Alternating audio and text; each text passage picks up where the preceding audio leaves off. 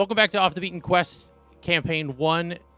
We are going to jump right back into it. This is session 70. The cold runs deep.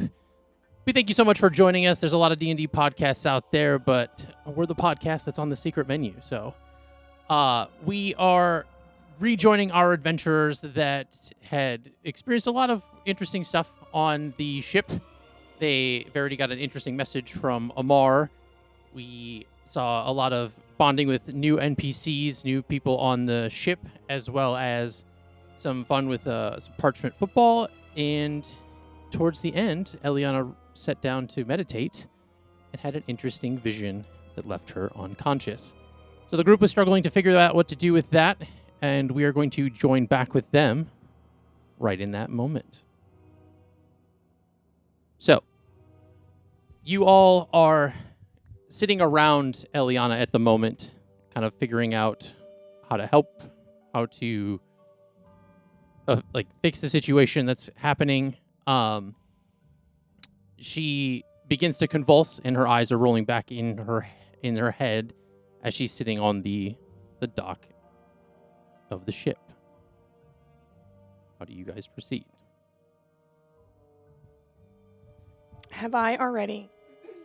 Has Ira already casted aid? Yes. Okay. And Jax and everyone's arrived? Yes, we're all here. Okay. Healing's not working. What? I don't know what to do. I'm also putting weight on her to hold her down to keep her from acting like a fish going across the deck of the the ship. You could smack her really hard, and you just snap out of it. Are we sure that's a good idea? No. That's the only idea I have. I also have magical awareness. Has anybody done any of that? I mean, I detected magic and she was rainbow sparkles everywhere. That's all I saw. I mean, do you want to give it a go? I You can. can give it a go. Yeah. It's better than just her convulsing and hurting herself. Okay. A magical awareness. And it tells you what type of magic it is? Yeah. As an action, awareness, perceive. Concentrated magic until the end of your next turn. You know the location of any spell or magic within 60 feet of you. That's not under total cover. You sense a spell. I guess it says you sense a smell. Oh, and you learn which school of magic it belongs to. Okay. So for this situation specifically, I'm going to implore a little bit of something adjacent. So I'm going to need you to make an Arcana check on top of this for now. Yeah, it's a check. Yeah, so you can guide her. Add a D4. There we go. Whoops.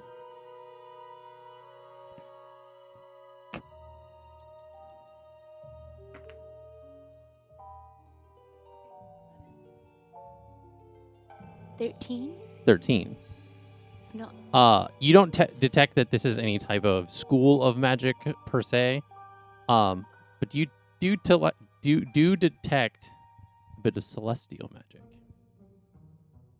It's celestial magic. Lukio's like, what? Can you do something?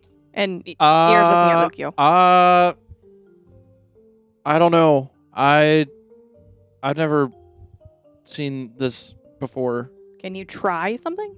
Uh, What would you try? I don't know. But you're half celestial, full. I don't know what you are. Wing boy. okay. Half celestial, half fool. Wing boy. That's how I took it.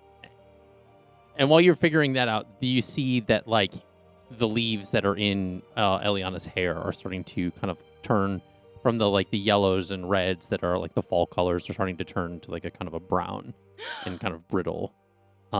She's wilting. I don't suppose. Well, I definitely don't want to use I have a potion of greater healing, but I don't suppose that's gonna. No. Mm.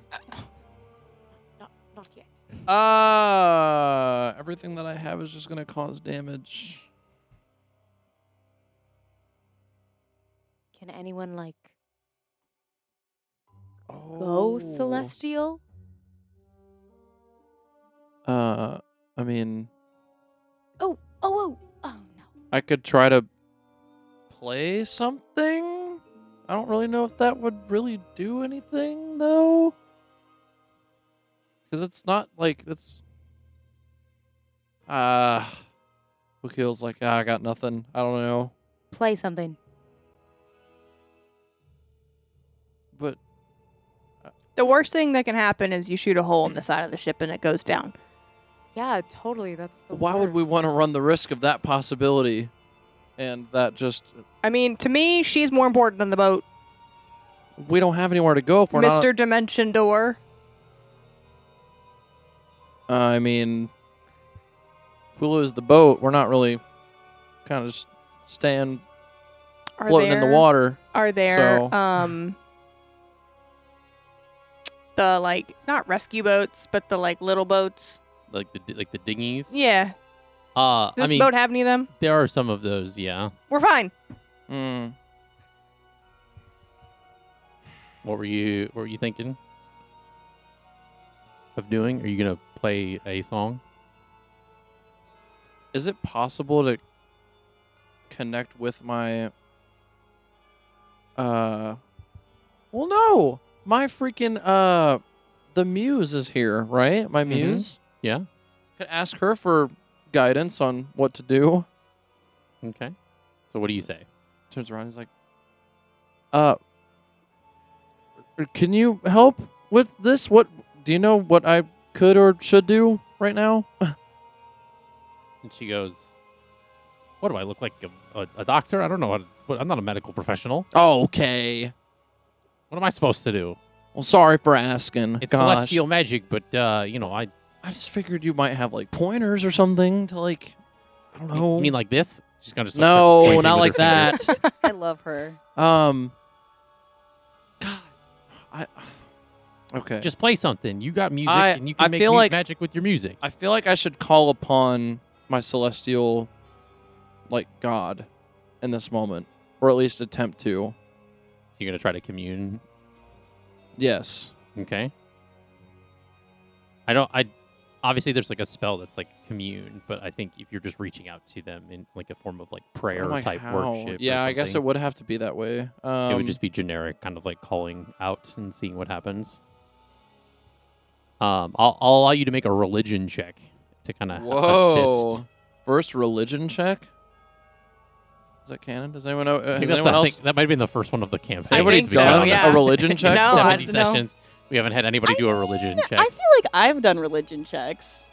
Oh yeah, that's true. Yeah. That's true. So I feel like that's the same. Modifier's a +2. Because I have a really fucking weird goddess. Ira's gonna guide true. you. Oh, plus a D4. Yes. There you go. All the My, good my big vibes. blue dice. My big blues. That was That's definitely cocked. Yeah, it's cocked. I'm gonna keep that though, Mm-hmm. because that was great. Gosh.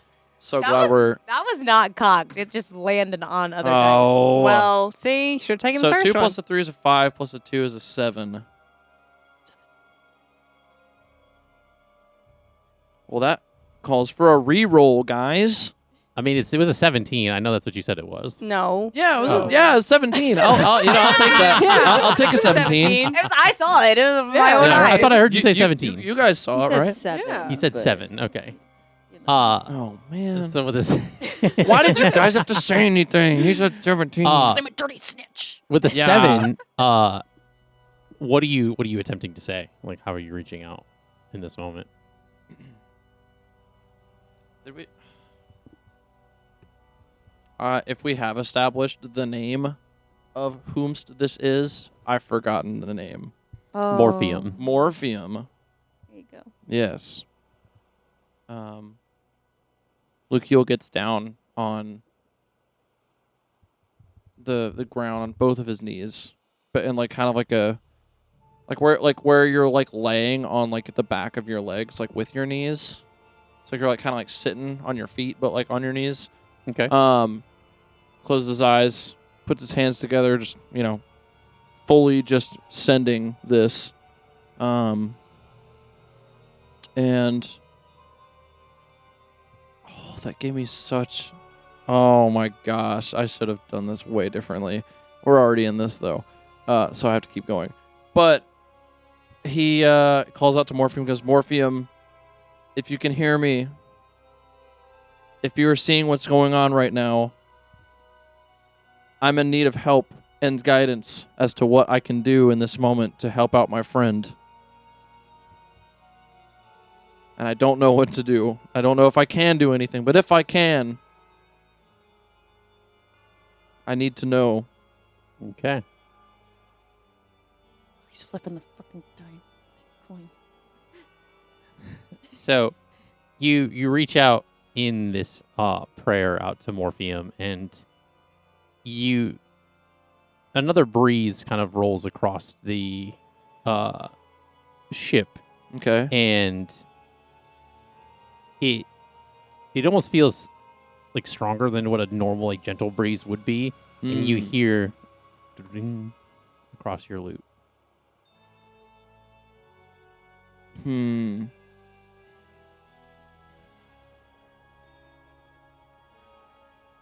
Play a song.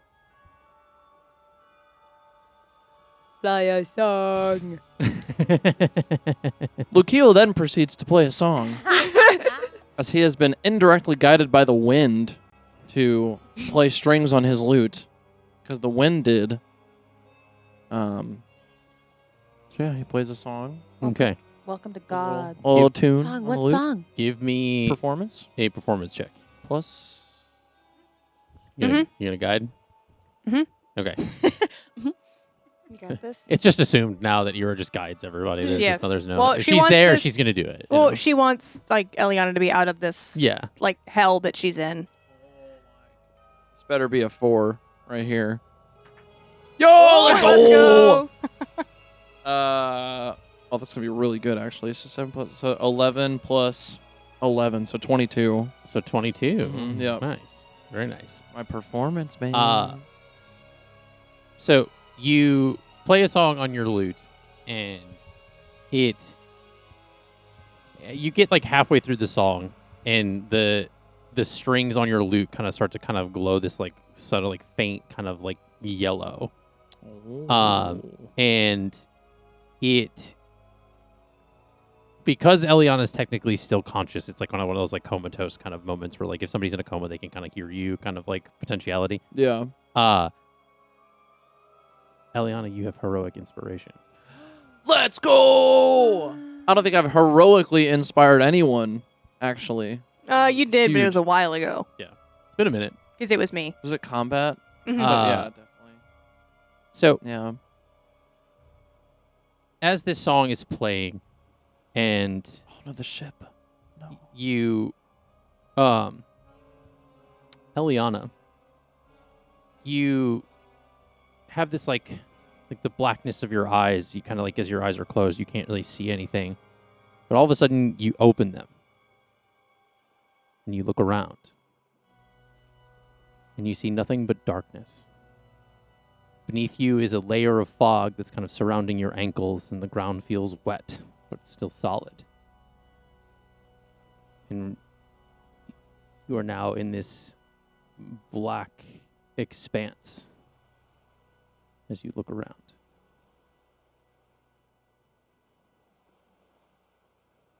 Hello? And the words kind of echo as you speak.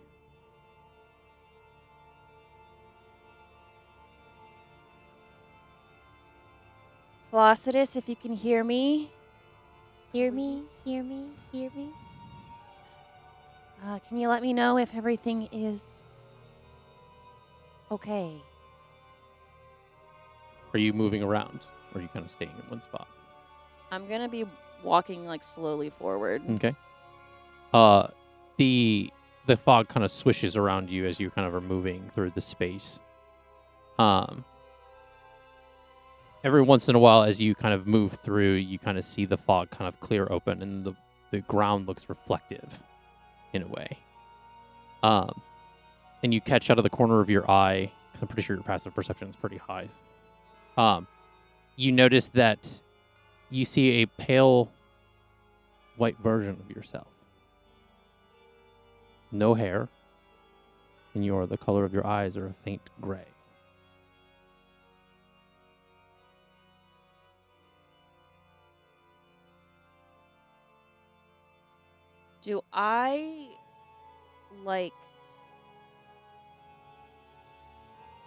Do I connect this to like changelings or no? You said gray eyes and like pale skin. I think given everything that you so it's like pale white skin, Okay, pale white skin. and then Gotcha. the colors of your eyes, where there usually is like a color based around like whatever season. It's gray at the moment, and you have no hair, so you're completely bald. Okay. And I would say, give me a history check. Mm-hmm. Don't mind me just knocking shit over. That is an 8. An 8. Oh.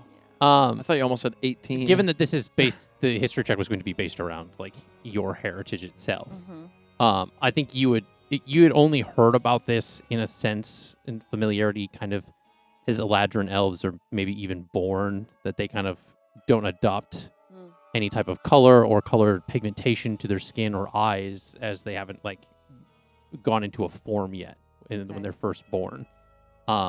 So you've kind of equated it to kind of almost being in between.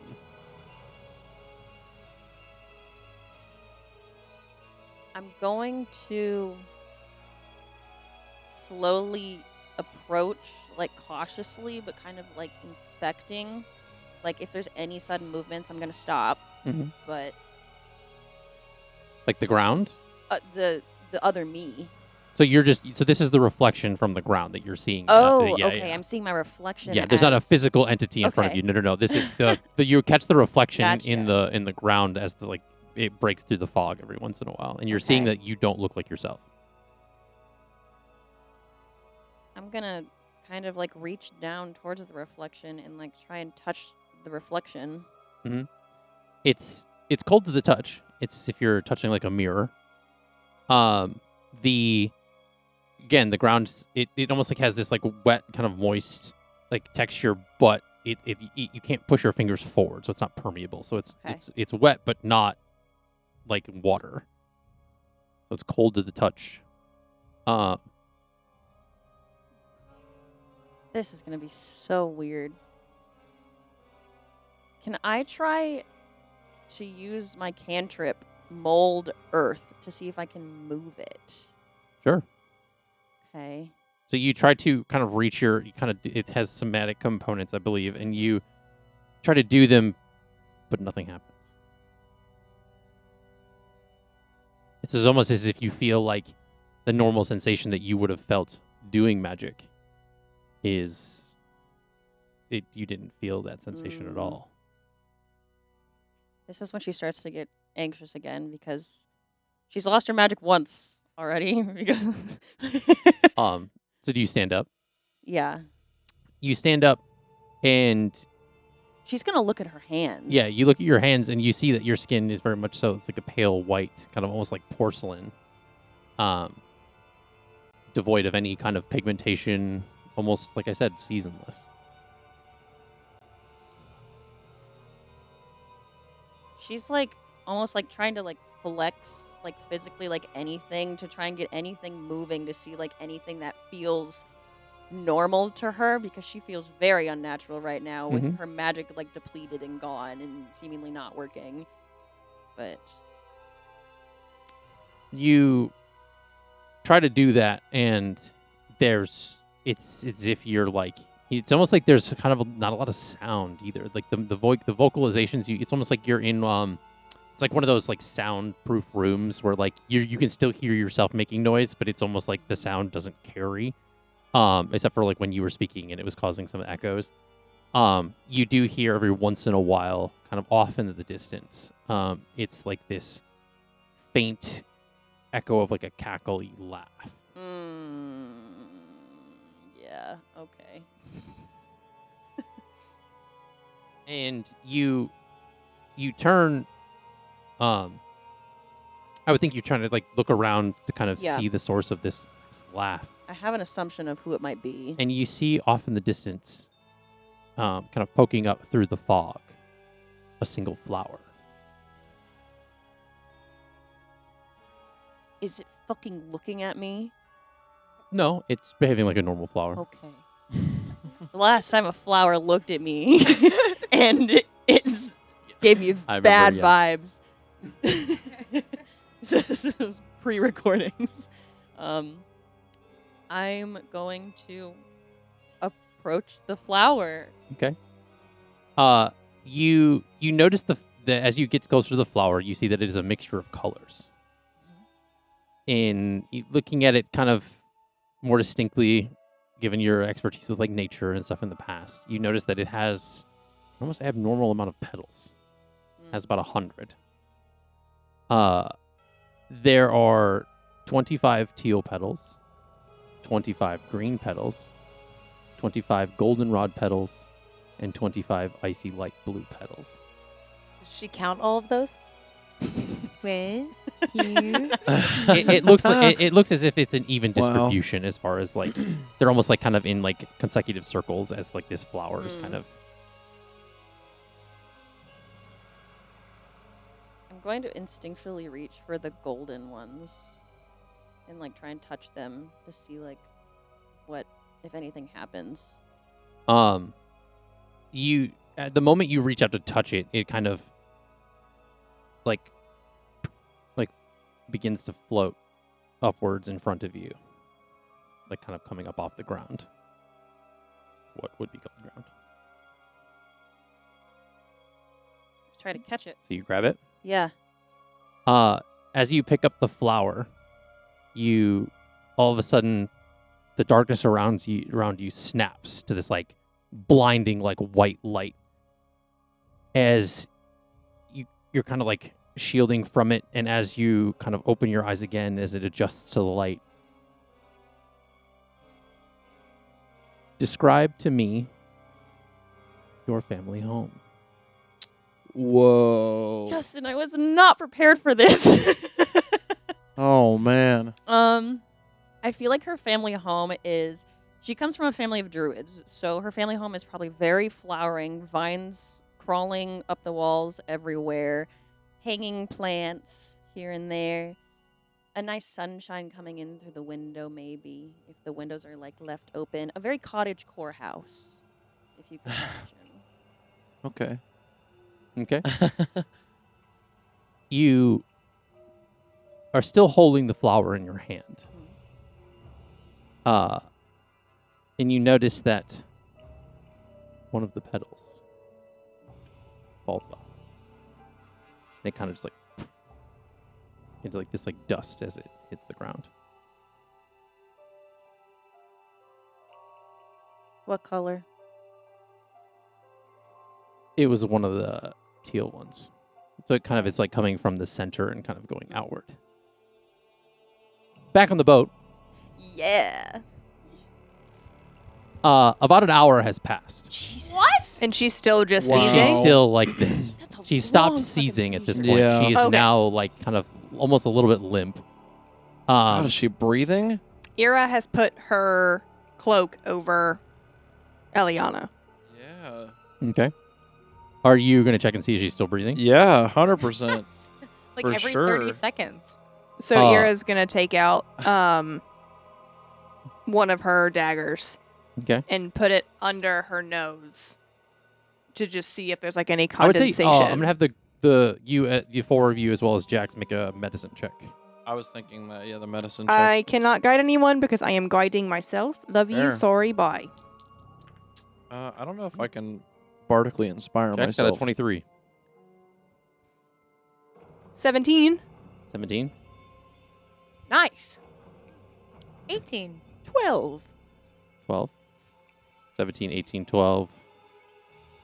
Jax got a 23. That's it. Was Lukiel got a roll? I was just trying to check and see if I could use my bardic inspiration for my own roll, but I don't think I. I mean, if you can bardically inspire Ira, and then she can guide you. That way, she doesn't use the guidance on herself. I already did. Oh, okay. I'm just saying. In the future, you can trade it off, I guess. Fair enough. That's actually really funny. Oh. It was like hovering. It was like about to hit a 20, but then it went to a 4. 4. Yeah.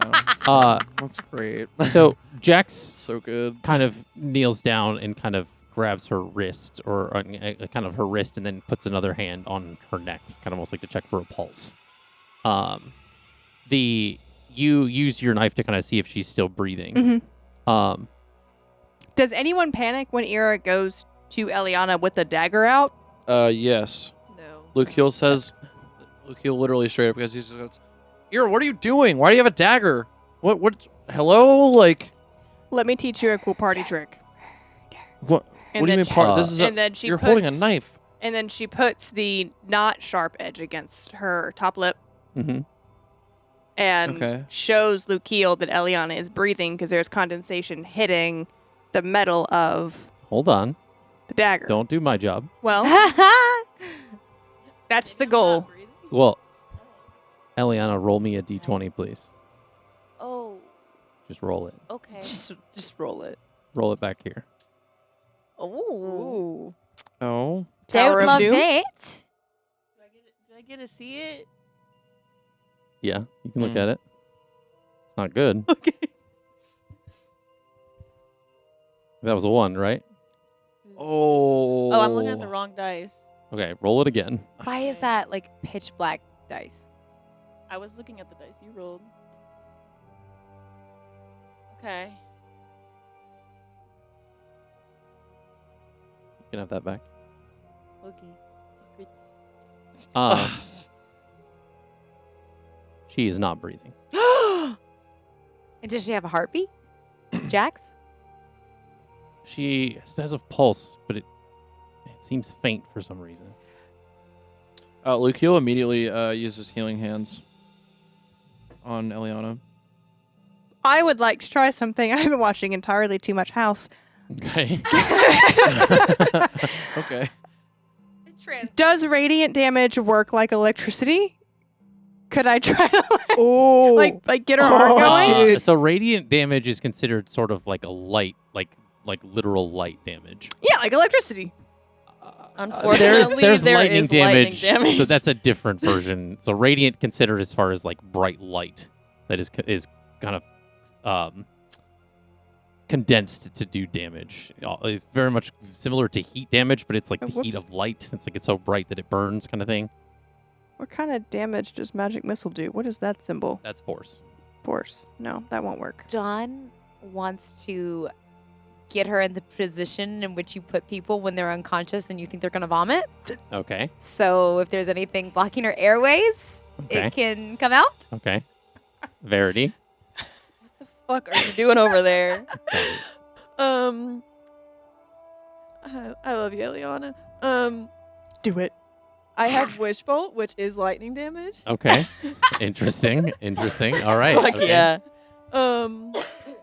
So a beam of crackling energy lances toward a creature within range, forming a sustained arc of lightning between you and the target. Okay.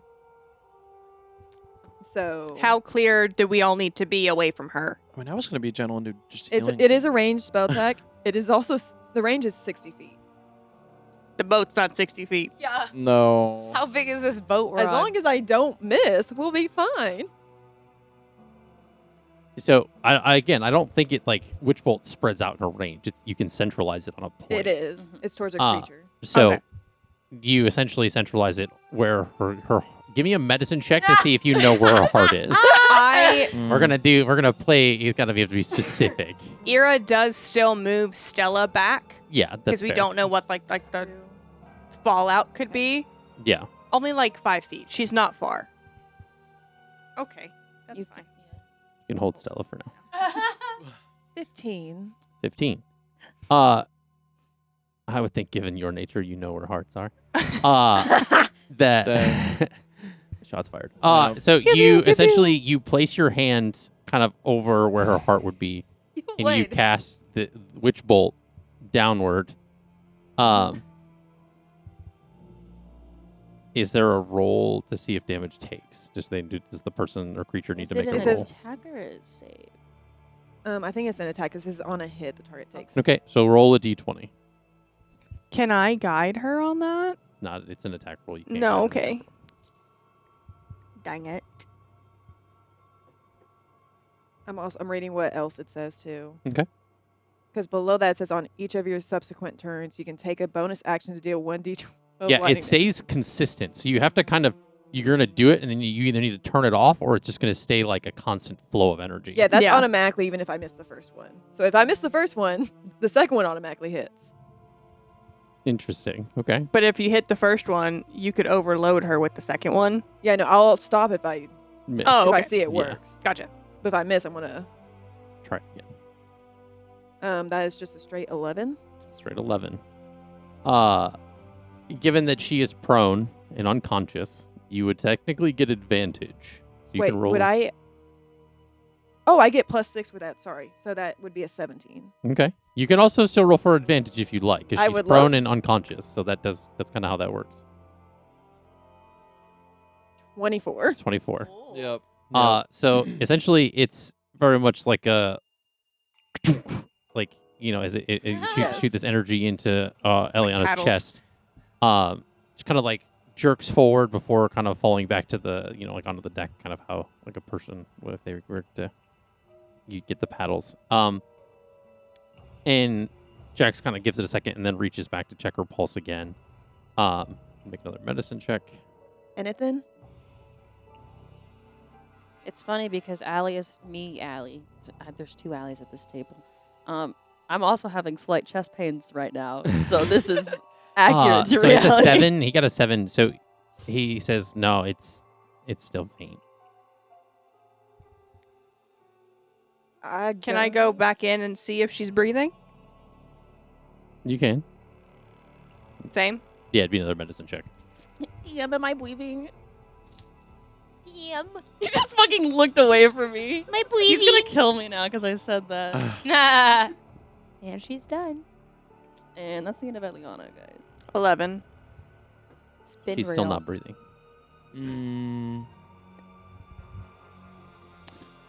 Well, could wanna do it Lucio again? try to cast Healing Hands? Yeah. Because it's 2 charges?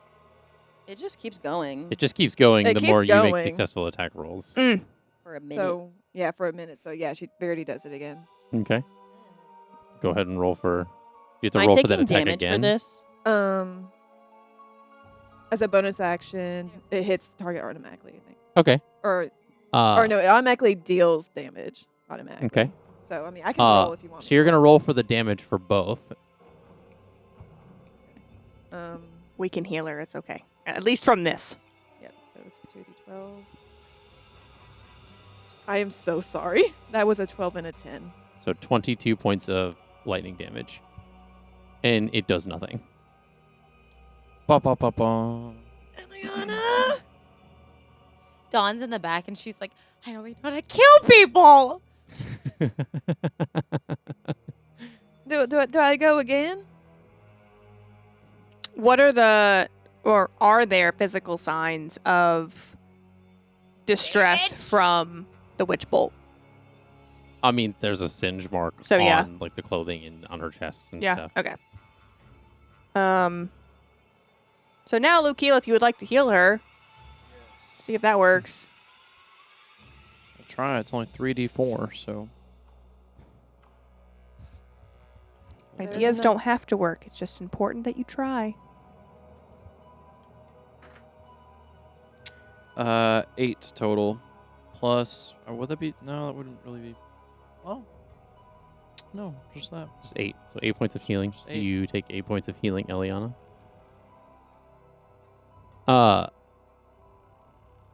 With given the witch bolt and the kind of commotion that's kind of starting to stir at this part of the deck on the boat, Kaylin kind of rushes over to the group and says, "What's going on over here? Is everything all right?" Why does everyone always look at me when we're in crisis? Because you're the paladin. We don't know what's happening. She started seizing. Now she's not seizing, but apparently she's also not breathing.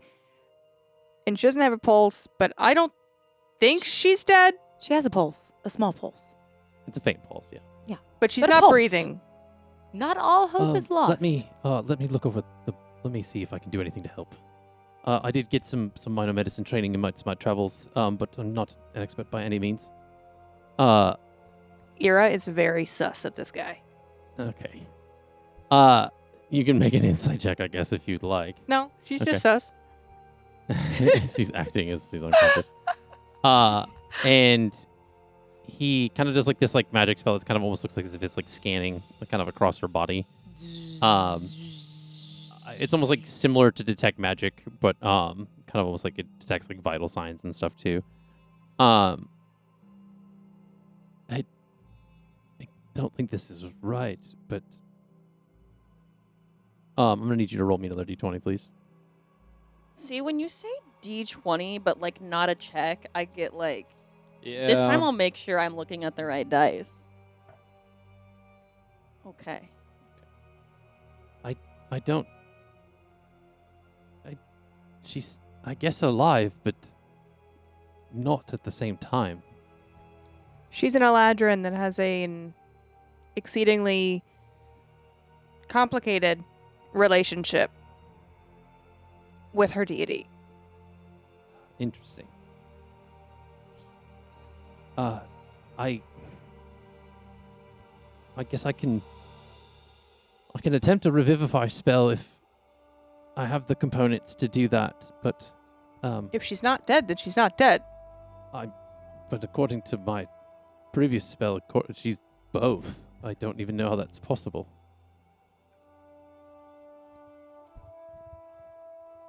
Stop looking at me.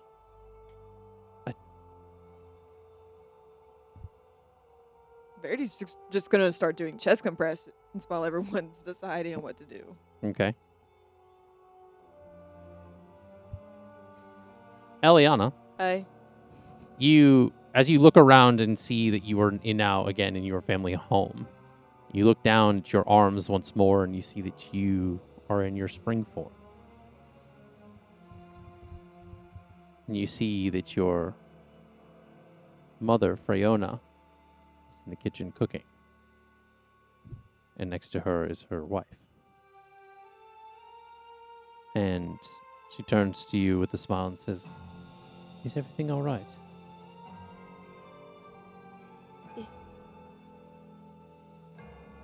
Is this real? Of course it's real, dear.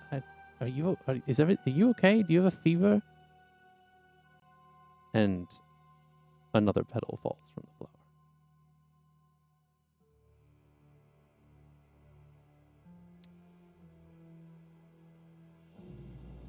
You see your sister, Lillian, enter the room in her autumn form. And she sits down at the table. She's probably just being weird again. It's fine. She's kind of always been a little out there, but Our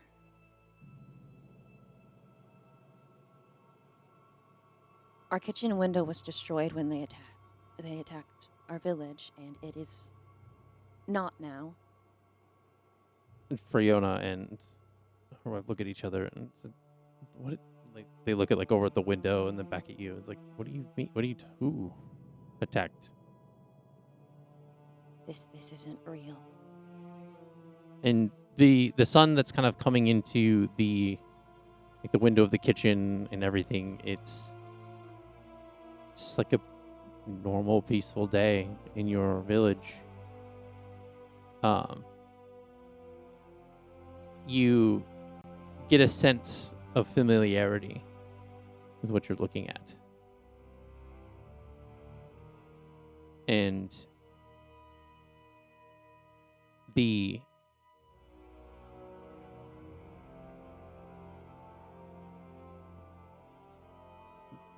kitchen smells of food that you recall. This is almost as if you've been here before. I am going to exit my house. Because I am expecting destruction out here if I Okay. have been transported to where I think I am. So you stand up at the kitchen table, and as you turn to leave the kitchen, all of a sudden an immense comes off at the distance, and the ground kind of rubbles, and it kind of shakes the whole house. Like you hear the clanging of glasses and the window panes kind of moving and stuff, and Freona turns towards you as another large and a flash of blue light just blinds the entire room. This is familiar, correct? You immediately fall unconscious. Everything goes black.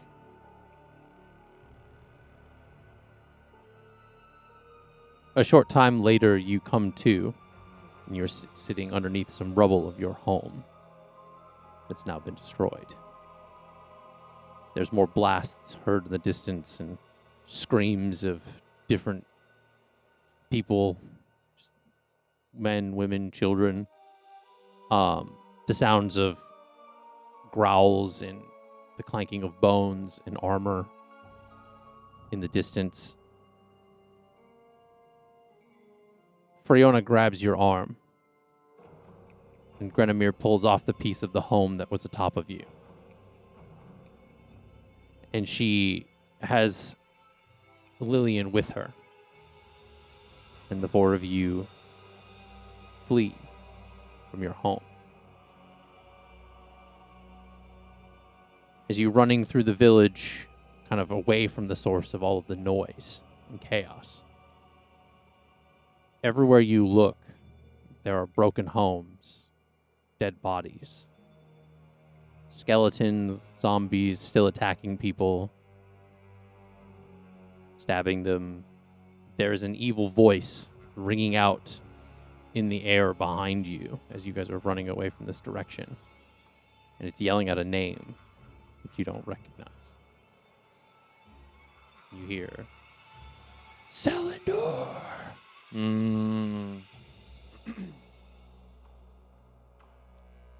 You eventually make it to your family's temple, to Florenia. And you all bunker down inside, and your mothers begin to barricade the door and shut you all in. As you all huddle in on the kind of the opposite side of the room, kind of away from the doors and windows, they're holding you holding you tight and kind of trying to cover your ears as you hear, after a short moment of silence amidst the chaos, pounding on the door of the temple. People screaming for help. Screams of pain and hurt as Freona and Grenemir cover your ears and kind of hold you all close as all of you are kind of trembling in this moment. And another blast of blue energy, almost as if it happens kind of slow motion. You kind of peeking out one of your clenched eyes. There's glass, all flying kind of debris nearby through the windows. There's window, glass, wood, stone, bricks, dirt, flowers all cascading through. All just as if time just all of a sudden resumes, and the whole place is a tornado of blue magic and shrapnel. More pieces of the temple fall all around the family, and you are struck once more and fall unconscious. Back on the boat. Hey, guys. Welcome to my backstory. Kalen has his hands kind of over Elliana's body. There's a force field of this kind of bubble of light bluish kind of green energy that's kind of surrounding her as he's kind of got both hands kind of out. Her body now kind of almost a little bit more limp than it was before, just kind of laying on the deck of the ship. You all are just kind of standing around him waiting to see what happens.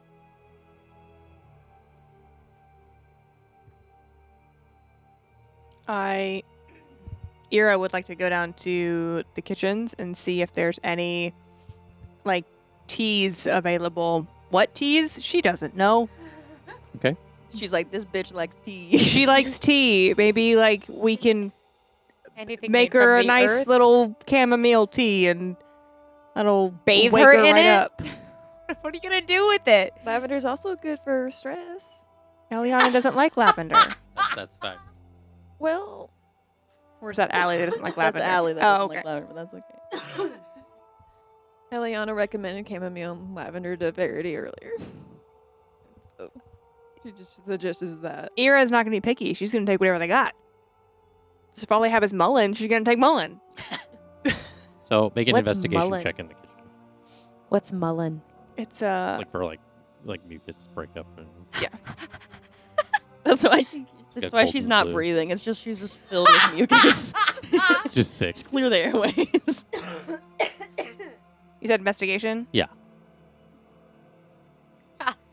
21. 21. So you find just kind of like some traditional like black teas and nothing like exotic. It's really just kind of your generic kind of. Okay, she grabs the most floral available Okay. and just makes a cup of tea and then just like runs. Okay. I picture her also like it's kind of sloshing around because some of it's kind of falling out. So when she gets there, the mug's only like halfway full. Yeah. It's not a whole cup of tea, but still. You bring it back, and Kaylin says, "I don't understand this. This is taking too long. It doesn't take this long." Okay. How long should it take? I mean, and at this point, just for context, Mhm. he's been doing this spell for 2 hours. Oh, A how? long time. What is her like? Guys, I think I'm dead. Nah. It's been 3 hours. What is her like complexion? Like, is she starting? Like, is her body starting Her body to cool? is starting she to grow starting, pale. Yeah. But like pale and like the death kind of pale, or pale as in just like Lack of sun. lack of sun pale. You can make a medicine check to determine that. Well, I'm a That's so hard too because like Elliana doesn't have a regular skin tone. Like she's colorful. natural 20 plus 3 plus 4. It's not like in a good way, But it's not death. but it's not death. So I It's don't. like a sickly pale versus like a dead pale. So good thing I have Teeks. I don't think she's dead. Good thing. Can someone prop her up, kind of? Maybe? Just so she's not. Well, you can't move her from while I'm doing this No, spell just like, because I only can do this once. well, clearly it's not working. I'm trying. I'm doing what I can. Yeah, no, keep doing it. I appreciate your tea. It's a great thought. We will make that the next What, step. Lucio? I have an idea. What's What's your your idea, idea? Lucio? I am wondering if I can cast. Let's see. Leoman's tiny hut around Elliana and what's his name? The dude Kaylin. doing Kaylin, so that it could be contained, like the actual like. Yeah, you can cast it around them. Yeah, So that way, there's no other elements outside of that that's going to affect. deterring it. Yeah. Yeah. The So hot box spell. I suppose. believe the tiny hut doesn't necessarily stop like magic from going through it. It like prevents like attacks and things coming into it. But I don't know. I'd have to double check that to see if like any outside influence is like cut off. I guess it's not like a Yeah. what's it called?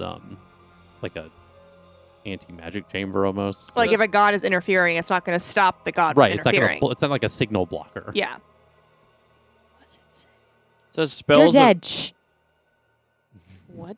What did you say to me? Said you're dead. It says that spells of level 3 or lower can't be cast through it, and the effects of such spells can't extend into it. Interesting. So Okay. Yeah. Okay. I'm gonna cast it. All right. I'm gonna need you to roll another d20 for me, please. Just because, like, if there's any exterior elements that can be messing with this in any capacity, I want to try to keep that from happening. Okay. The the spell ends, Okay. and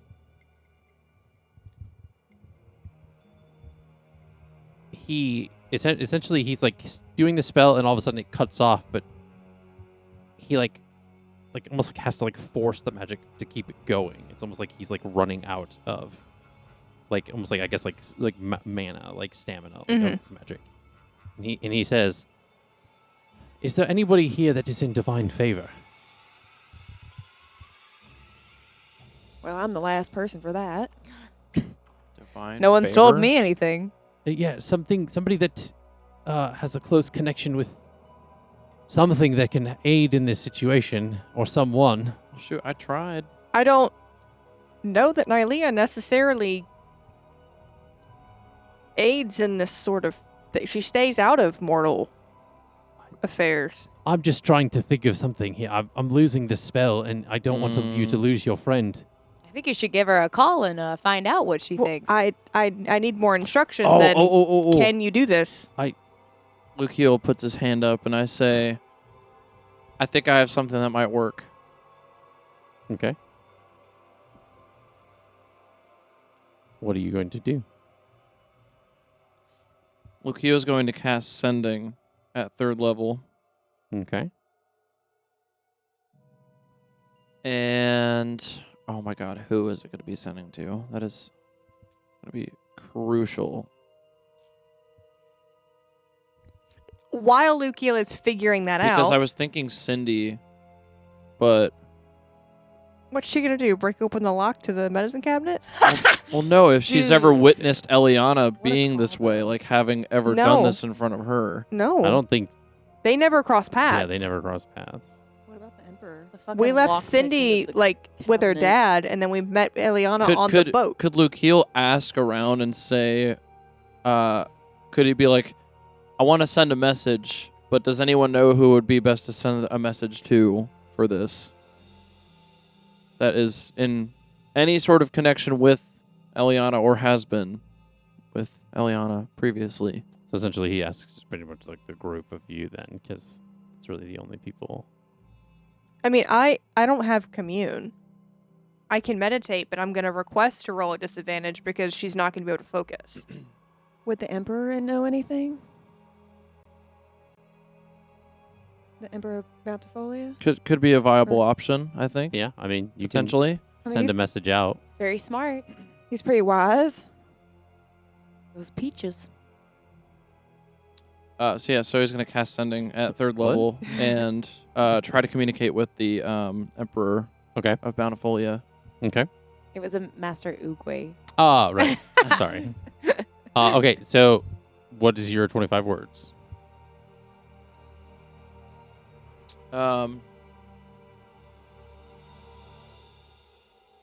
And he know when the message goes to him, he knows that it's me sending the message. Yes. Yes. Okay, cool.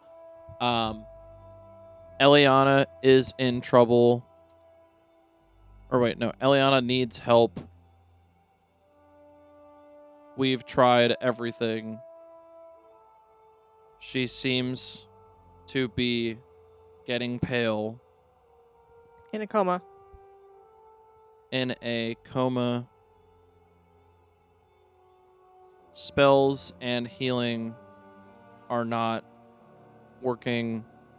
You can say something about it being celestial. He only has 4 words left. It's celestial. What do we do?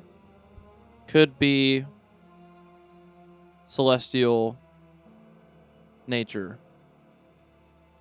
That's about all we got. Okay. So you send that message out, and it goes Yes. to the Emperor. Do you have to roll for sending? Is that like No. okay? It just goes out to the person. Gotcha. Okay. This one Hope goes he's out not to asleep. This one goes out to. So Kaylin turns to Ira and says, just you're a paladin, no? So you have some healing abilities. Yes. All right, then try to use your lay on hands and channel your goddess when you do that. And see if anything helps or if it can reach through. I don't know. Okay, I have something else I want to try after we do this. Okay.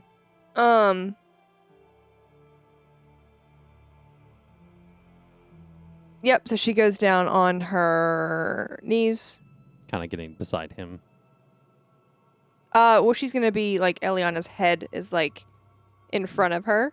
Okay. And she's gonna put her hands on either side of Elliana's shoulders. Okay, so you're kind of So at like just, the like, tip. You're kind of here. like looking down. Yeah. Down the body. Okay. Mm-hmm. You put your hands out above her, and you kind of almost like kind of close your eyes to try to like Mhm. commune with Nylea as you're doing this. I'll need make a religion check for me, please. I'm gonna guide, and while I guide, I'm going to have Ira lower her head Okay. to be touching foreheads with Elliana. Okay. Aw.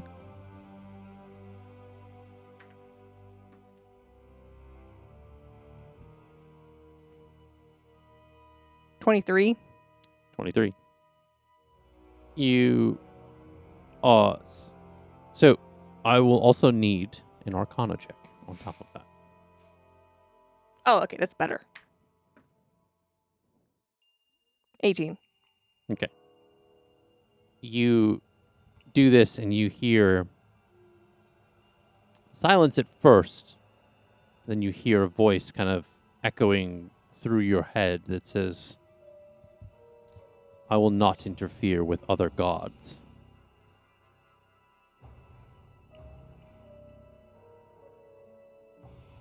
And I would like to lift my head, Okay.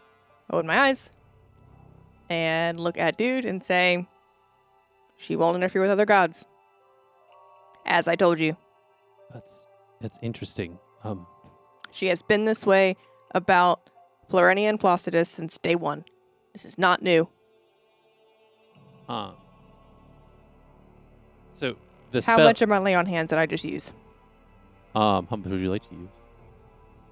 I don't want to use any of it because I want to save it all for when she's back. Then I'll One. say you just use like 10. Okay, it's a third, but it's okay. It's fine. So the spell ends up cutting out. So it ends. He Mhm. has to like kind of undoes it, and he kind of like sits back. And he takes his arm and he kind of wipes the sweat off of his brow. And with your passive perception, notice a bit of like his tattoo sticking out from underneath the bandage Mhm. on his left arm. And it's got like some like lime green-esque like line work that's like kind of a couple lines that are poking out underneath the bandage that you see. Is that color relevant at all to her? Does she know? Would that have like done a thing in you her can make a brain? history check.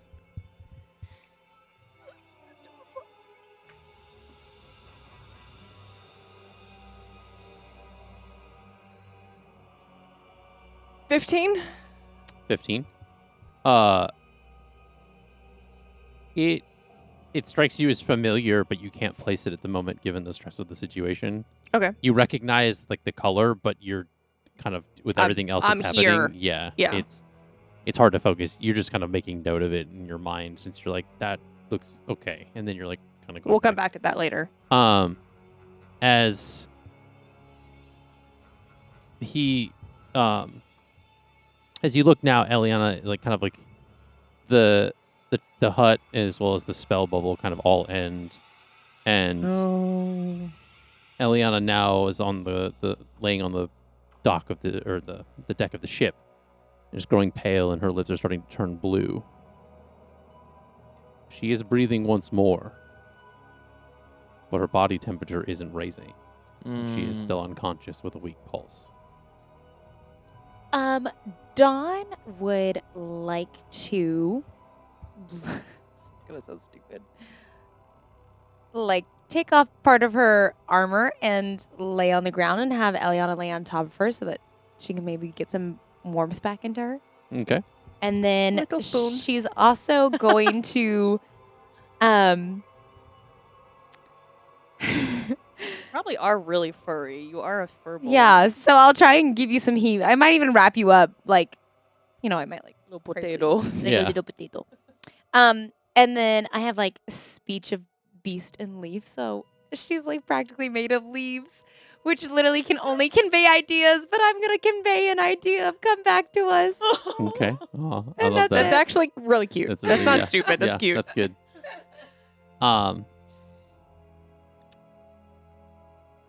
The sun is beginning to rise as it is now passed through the night amidst all of this. Okay, well, she's definitely wrapped up if it's cold out. Yeah. The sun begins to rise as the boat begins to come into the horizon of Rivermire. And the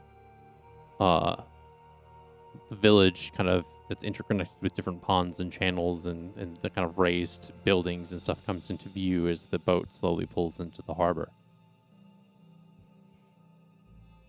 And Elliana, you awaken with your family around you. And All of you. word that. Fuck you guys. in the remains of your family temple, Yeah. temple to Florenia, as you see this, you're kind of laying on the ground and you're looking up into the sky. You see a kind of almost like a faint like silhouette of an old woman, eyes glowing like a faint white, almost like a giant in the sky watching as your mother helps you up off the ground, and you kind of look up to the sky to see if it's still there, and it's gone. And you look around at the remains of what once was the temple to Florenia, and the flower that you were holding. In total, is now missing 10 petals.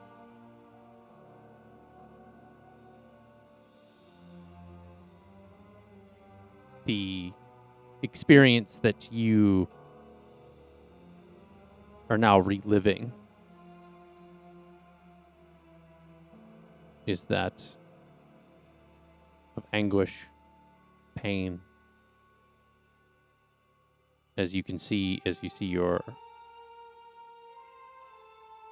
mother and sister are beginning to pick up like different bricks, trying to clear out the rubble, as well as removing some dead bodies that kind of sit outside of the temple's kind of perimeter. The air smells as it did just before you passed out. And it smells as it did when you had the nightmare before in the basement.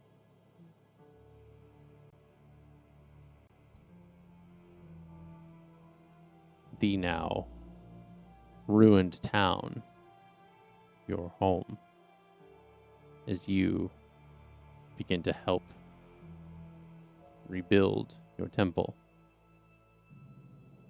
and the hollow feeling that exists, knowing that what once you had cherished is now desecrated. It almost feels empty, almost meaningless. The rest of you sit on the boat as it enters Rivermire and slowly docks in the harbor.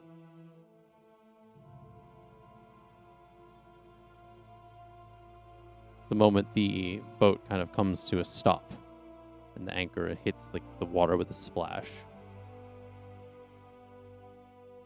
I would think that you would all kind of quickly grab Elliana, probably Dawn would, and you all grab whatever things you had with you and or had brought with you on the boat and quickly exit the boat into the town. What is your direction? We need to find either a healer or we need to get her somewhere private. So a tavern room, either one for me is sufficient. What does everyone else think? Should we split up? Some of us take Elliana to a private area, like you said, and the others go find healers. That way. I think it'll be faster to find a healer if people can see that she needs healing. Okay. We don't even know what she needs healing from. We don't even know if it's going to help. Nothing else has helped. I don't know if any of us know. It's better than just Yeah. And I would say I think you're still holding kind of Elliana close to your body, Dawn. Like as you're carrying her, you're kind of trying to keep that warmth bleeding through. Yeah. Yeah. Yeah. You start to feel as if you're holding a piece of ice. The now browning kind of flower or leaves in her hair are starting to garner some frost, and there's a bit of ice that is affixed to like parts of her body, and you can, especially as you're holding her kind of close, you can kind of almost see your breath a little bit in the moment. Is it having any impact on Dawn's self? Like, is she taking any? She's not taking any damage. It's Okay. just, like I said, it's like you're holding a giant block of ice.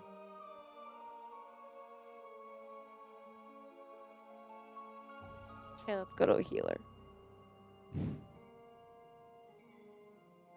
So, you enter the town of Rivermire as you are kind of making your way across these like kind of wooden walkways that are raised slightly above like the marshy grounds.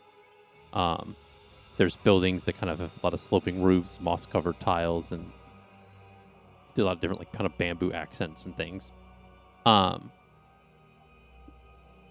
You make your way through. It's very early on in the morning. People are kind of still getting up for their day, kind of making their way around the village and kind of doing their errands and things.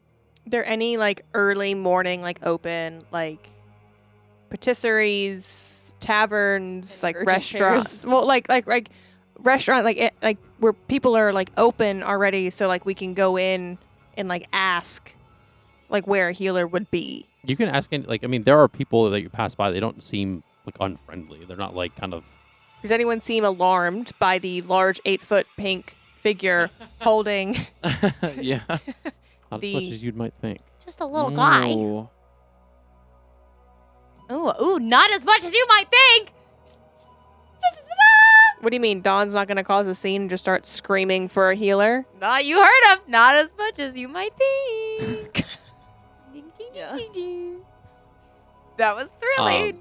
The villagers make up of mostly of like humans, halflings, grung, amidst like kind of some other different kind of races that amidst like around this area. But yeah. So there are places that are starting to slowly open up. It's early enough that like general stores and things like that might not be open. But places like taverns and things like that could potentially be open this early. As those are like a lot of places that like serve food and things like that. Are there any just like stalls? Not like any food stalls that are in like the streets or anything. Just merchants. It could be fish. You do pass by some places. It's called Misterin's Apothecary and Medicinal Shop. That's where we're going. We're going there. There is Nope. Willow Ware's General Nope, Goods. we're going to the apothecary. They are not open at the moment. It's like kind of dark inside. And that Is there's there a apothecary? residence? none up above top? it? No. You just break it upstairs. We need help. You look like you want to say something. Well, first off, I'm guessing, Verity's just gonna start banging on the door to the apothecary. Okay. Ah! Okay. She's like, no questioning. You're banging on this door, and for a little while, there's nothing. There's like no response. There's nothing, no stirring inside for like a few minutes. After a while, you see someone come walking like kind of from the side, dressed in robes, kind of like some subdued browns and greens. It's a green scaled lizard folk person that kind of closely resembles that of like an alligator, kind of more so than anything. And she says, I'm sorry, can you stop pounding on my door? Is there anything I can help you folks with? I haven't opened yet, but you do seem in a hurry. Hey, Dawn, come here. Do you have a healer? Is there a healer here? We need a healer. I specialize in alchemy, and we offer things for medicinals. Is there a healer in town? I mean, you may need to... what kind of healing are you looking for? Does she see the 8-foot-tall, bright pink furbolg holding the seemingly dead body? To be quite honest, from outward appearance, it just looks like she's like unconscious and passed out. There's not really any like indications that she looks like dead. I feel like if she's that pale, it would be concerning. You'd be surprised in the D&D world. There's a lot of people that have like a very pale skin and. Regardless, healer.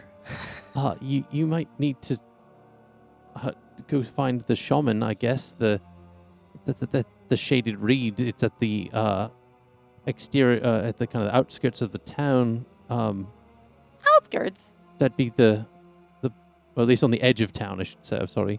That'd be the best bet. I don't offer any type of healing services here, but she typically specializes in that kind of area a little bit more so than us. But I do wish you the best of luck if you do make your way out there. She's not the she's a bit different than most of the folk you'll find here. Sounds fine. like exactly what we're looking for. Yeah. Direction? It's off in that direction. And he like kind of like points in the direction for you guys to go. Okay, we might be back. If our friend wakes up, she will likely want to visit your establishment. Thank you. Goodbye. Okay. Turns on a heel and just goes. Okay. And we all, Are we running? yes, we all We're running. break out into a jog and or run. I just spread my wings and fly. Just I would flies. think that, Yeah. that Awyer's probably flying with, like, close Oh, to yeah. Lukiel. Mhm. Okay. Did Lukiel ever get a response from the Emperor? He's like, That's "I'm so snoozing." true. Oh no, not yet. Did he Damn. just Left fast on asleep, sleeping? Yes. Yeah. You're sleeping. So you guys are making your way to the shaded reed, kind of rushing Yeah. through town. People are looking at you a little bit weird as you guys are kind of like the only ones Fair. specifically running through town. But we'll pick up on that in the next session. Thank you guys so much for watching. If you haven't already, please follow, like, subscribe, do all the things on all our social medias so you can stay up to date on all the releases and all the new things that we are cooking up here at Off the Beaten Quest. Otherwise, thank you so much, and we will see you in the next episode. Bye.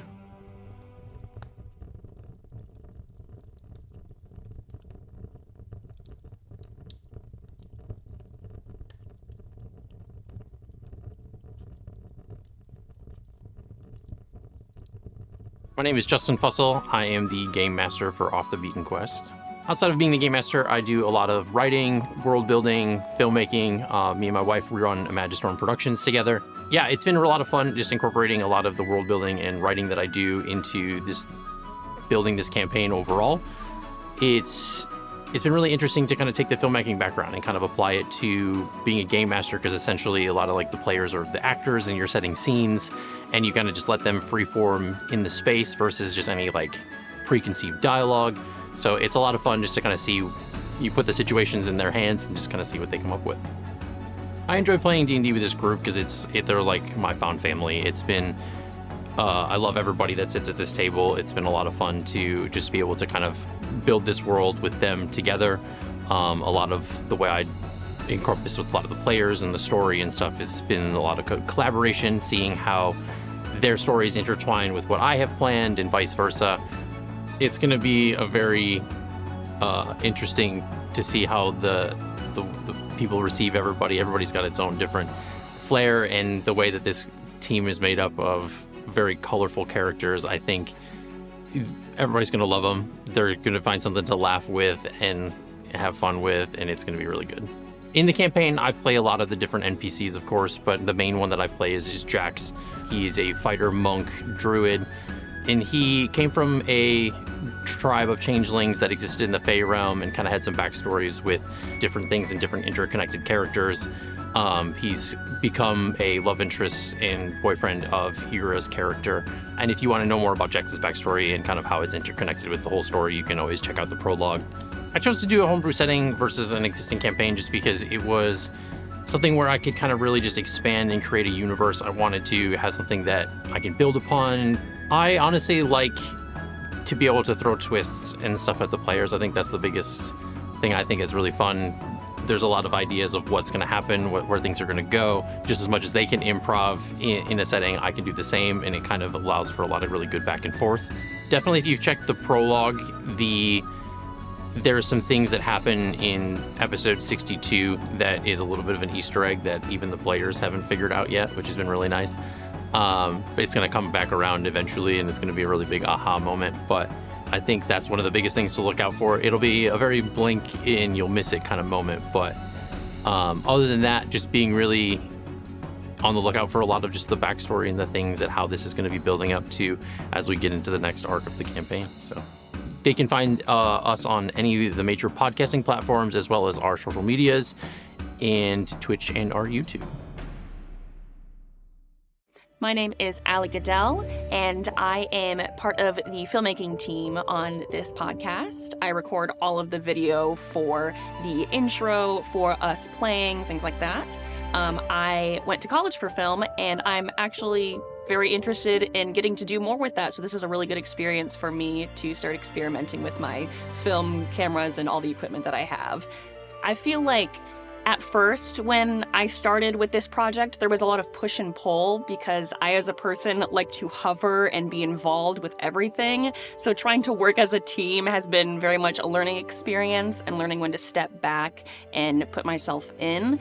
So it's been interesting figuring out the dynamic, but I'm having a really good time, and learning how to do this all for the first time, really putting together a podcast, has been fun and interesting. I really like playing D&D with this group because it's not just playing D&D. I feel like I'm part of a big family. Every time that we play, we have a dinner together and we kind of just hang out a little bit, and we have a little break session and we get little desserts, and it's just like, you know, hanging out with mom and dad and the siblings. Allie F and Justin F are kind of the mom and dad of the group, and I love them so much, and I have a great time with everyone. It just really feels like a family here. I feel like this campaign has very great homebrew essences. I feel like they would love Bountifolia especially. That's one of the most interesting islands we've been to so far. I feel like there's a lot of life to this campaign and the world building, and I think people are going to be very interested in what kinds of different places and NPCs that Justin creates for the campaign. You can find us at Off the Beaten Quest on all podcast platforms, as well as Twitch and YouTube, and you can also find us on our social medias. Hi, I'm Allie Fussell. I am doing all of the marketing, project management, keeping everyone on track to get Off the Beaten Quest out into the world. For me, I got to work again with my amazing husband on this project. He is the world builder in this incredible world, so being able to work closely with him to bring his vision out to the world, in addition to being able to collaborate with our friends, it's been such a fun project for me, and also being able to flex all of my skills that I have from my day job in this as well, to push this project out has been a lot of fun.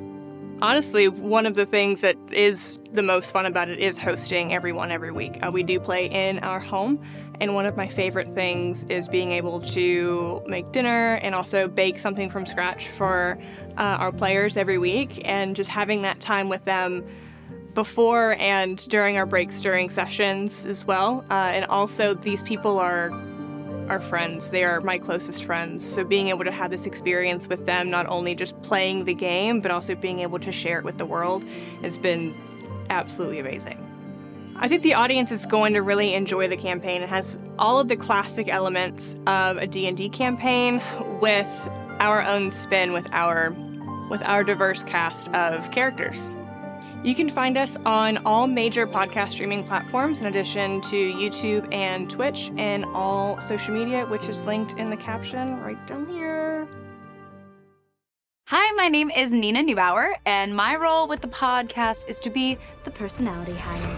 I am here to be that person, just to be the most and the loudest and the craziest, and I think everyone's okay with it. No one's told me to be quiet yet, so I think it's going well. Outside of being a player, I am currently an assistant manager at a clothing retail store, but in the past and hopefully again in the future, I have spent a lot of time working for Disney. I've done it in the US and I've also done it overseas in Japan and China, which has been the most wonderful experience anyone could ever ask for. So fingers crossed I get to continue to do that, and I want to continue to perform in some capacity. It's just finding out what that looks like in the future. What I enjoy most about playing with this group is how serendipitous it was, because I actually came back to live in the US after living in Japan for a little while, and I unpacked my D&D dice, and I got really emotional that my last campaign had ended, and I was really sad. And so I literally hopped on Facebook and made a post that was like, I'm a fairly new player, I'm really looking for another campaign to join, blah, blah, blah. And I got connected with these guys, with Justin and Allie first. And then it turns out that everyone's wonderful. They're so hospitable. Allie makes dinner all the time, and she always makes a treat. Justin builds this entire homebrewed campaign on his own, so there's a lot of work that's done in the campaign, and you can see it, and it just feels like a wonderful community and family that we get to come together every single week. That, I mean, completely found out of the blue. It feels like it's supposed to be. We all bring something different to the table, which makes for such a good group. And so everybody will have something or someone to relate to. And not only that, but honestly, one of the things that I love about playing D&D is inside jokes. When I do explain D&D to people, I basically am like, it's an improv game of fantasy where we just do a bunch of inside jokes all the time. And that's something I think the listeners will enjoy, is being a part of all of those inside jokes together. You can find Off the Beaten Quest on all major podcasting platforms, including YouTube, including Twitch, and don't forget to follow us on social media. Hello, my name is Noah Dockery. I am in charge of all of the audio things that you hear in our podcast for Off the Beaten Quest, as far as the processing, mixing, and mastering of all the audio. Outside of being a player, I am a musician. I am a singer-songwriter here in Nashville. I am, working on my own music in my spare time, as well as, networking with other musicians, as well as networking with other enjoyers and consumers of D&D content. This is my first ever dedicated audio project, as far as, something that's outside of music. It's my first time involving myself with sort of this like podcast format, if you will.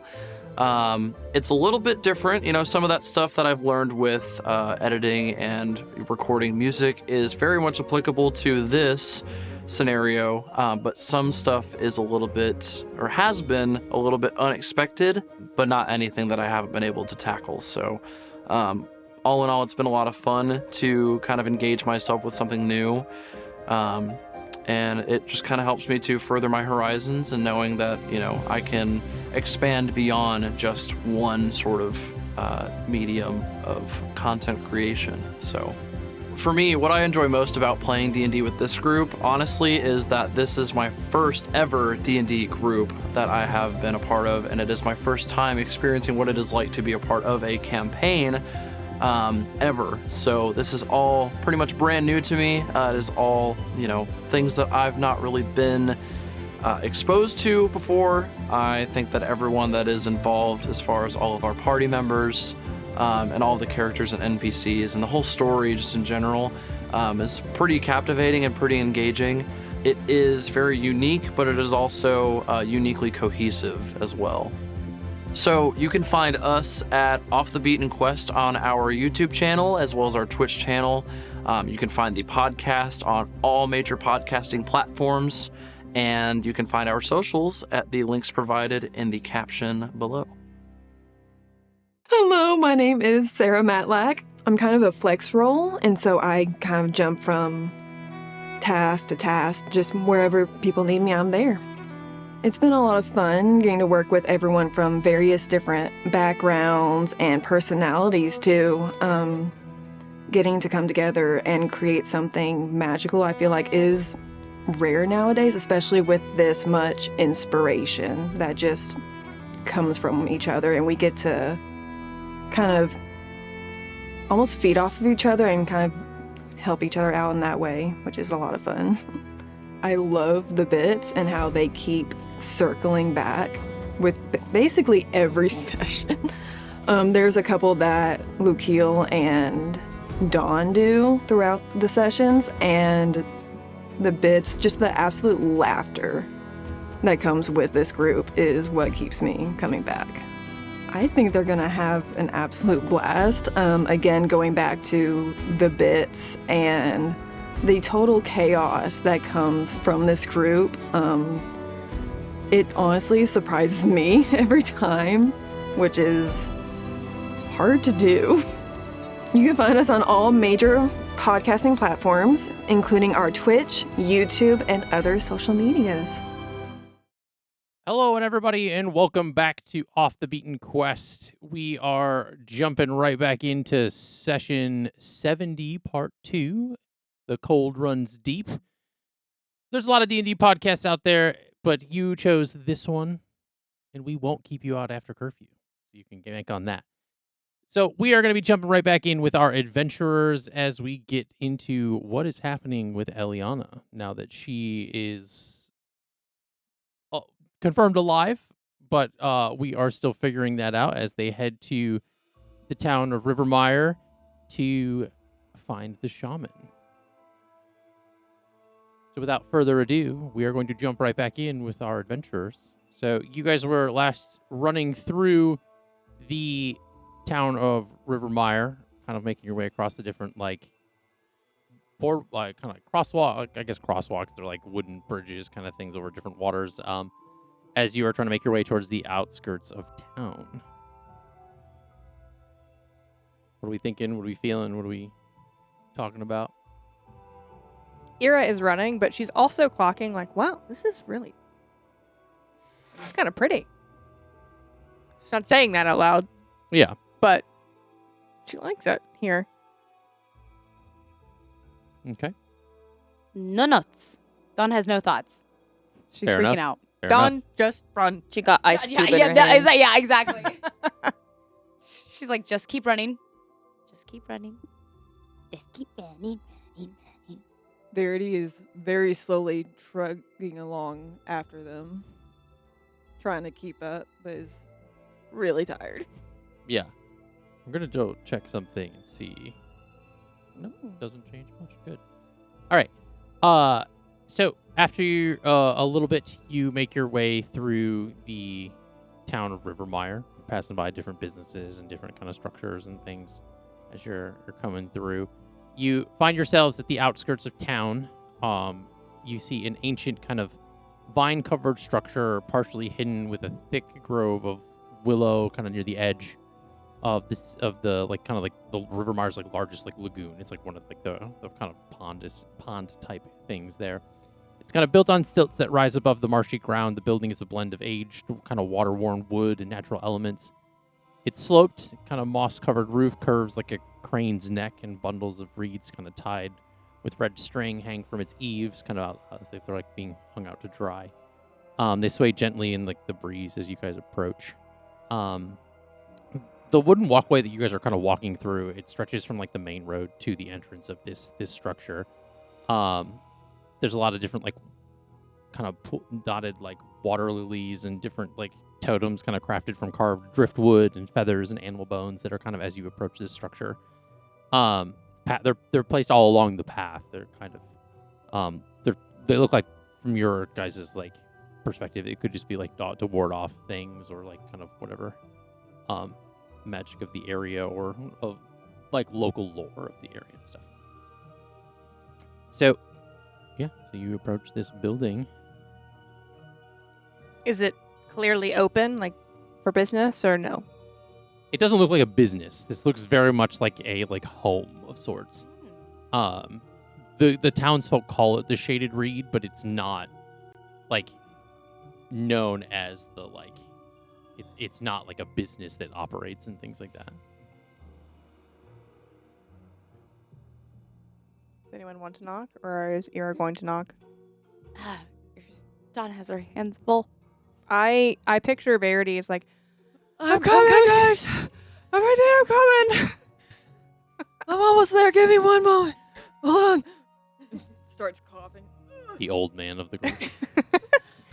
Just like when she gets to the door too, she's like hands on her like on her hips, just like, okay, all right, and Like just stretches back. yeah. Does the dad stance? Yeah. Okay. And then she like gently knocks on the door, and then realizes she's doing it gently and just pounds it. Let's approach this one with honey, shall we? Huh? Let's approach this one with honey. It's not bang too loudly. Honey, where? We need to be. We were fine with her banging on the other door. Why not this one? And Ira just gently like knocks on the door. There doesn't seem to be an answer right away. You see kind of coming out from like the woods, kind of off of it or like behind this thing. You see a kind of like a gruff looking like lizard folk. He's very tall and broad, kind of some emerald green scales. He has like his tail is like missing the tip of it. He comes out and kind of like clocks like all of you at the front of this building. And he kind of just like grunts at you as he kind of passes by and like pushes into the door. As he does, you see, you hear like from the inside, is there someone at the door? Were we given their name? No. No. Okay. And you just hear like the lizard folk kind of like grunt, and he like tilts his head in like a gesture as you see kind of coming out of the darkness from inside, like kind of like coming into view, or at least the light of the day. There is what it looks like an elderly Mapok, with one remaining ear, kind of. She has like almost looks like a fake like wooden ear, in pseudo, and then there's like the real ear on the other side. It's kind of peeking out from her like long silvery black hair. So it's like very like salt and peppery, is from like old age and stuff. And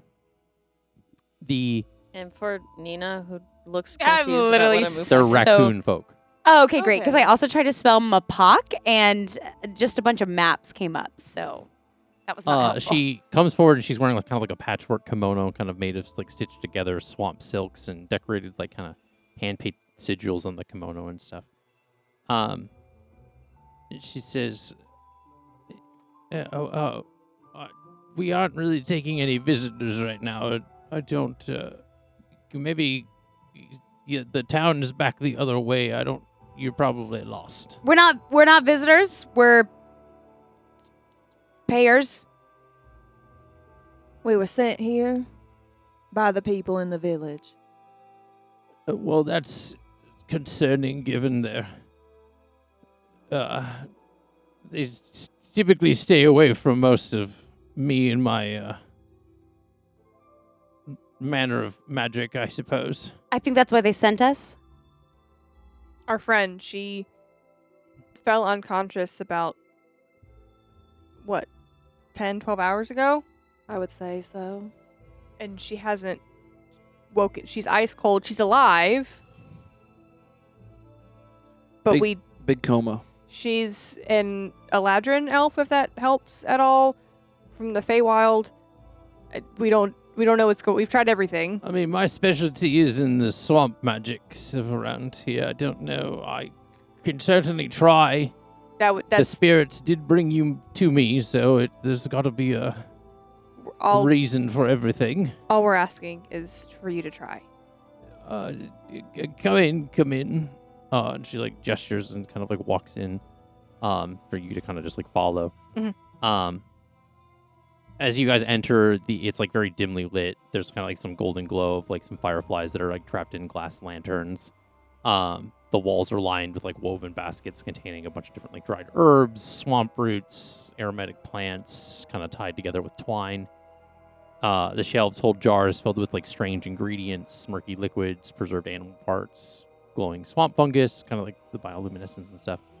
There's a central kind of hearth that's burning low. Its smoke's kind of going up through like a chimney through the roof. As you guys enter, it doesn't smell like an old dingy cabin. It has the place is very like smells sweet. There's some earthly aroma throughout the room, so it's kind of very much like incense and different like swamp spices and stuff. There above the hearth is a large kind of reed dream catcher that's kind of decorated with intricate patterns of like knotted string and small crystals. The floor is covered in a lot of woven mats and assortments of like cushions, allowing people to like sit and kind of like a more like into like sitting space. It's very much it's like a mixture of kind of like old school magic mixed with a lot of like Japanese customs and different like things. She come in and set her down here, and she kind of like gestures for you to like kind of like lay her down in the midst of like what would be like the sitting room of the area. Does Dawn put her down? Yeah, I would think. Does Dawn put her down? Is it like a cat? Yeah, she can put her down. Drop a dice. Oh, it's way under there. Yeah, it's in the middle. That's why I can't like get down there and click. So are you like kind of clutching her for dear life, or what's happening?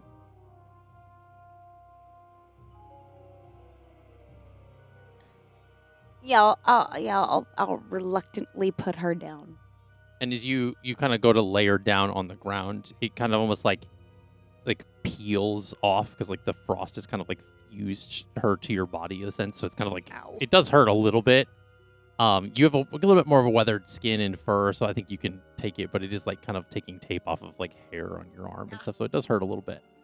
So as you do, you kind of set her down on the floor in the middle of the room.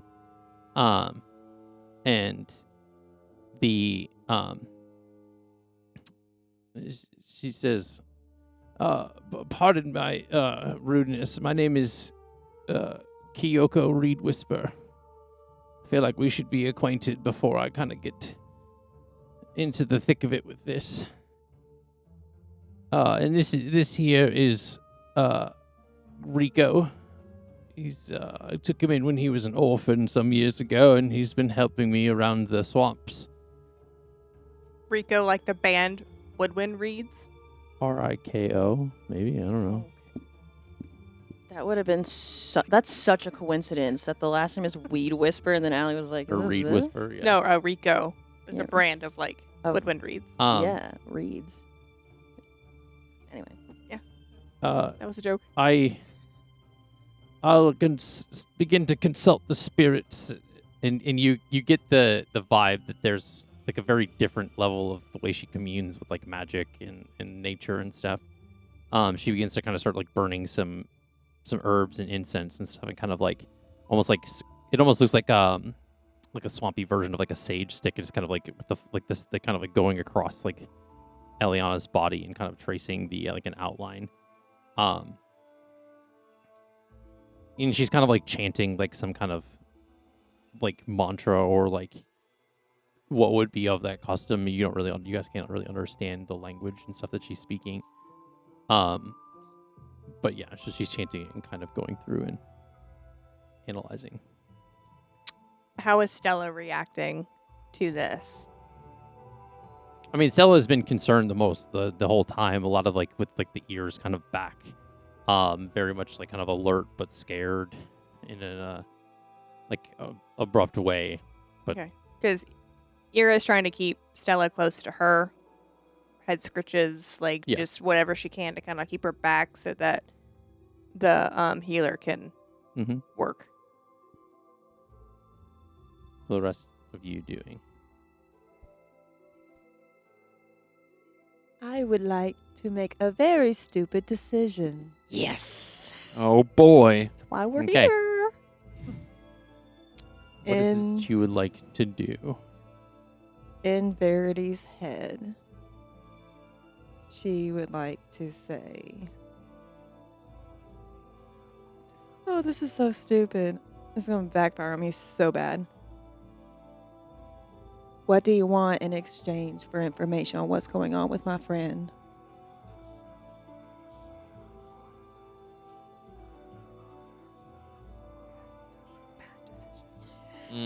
Yeah. That's why I said it was stupid. Well, It's not good. And you hear, that wasn't our arrangement. Not our arrangement, it is. You can't hear this. I know. Name it.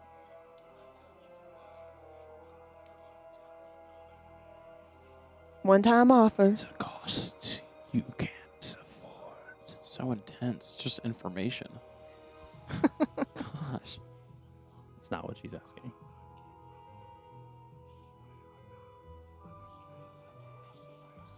Verity just remains silent and kind of leans against the wall.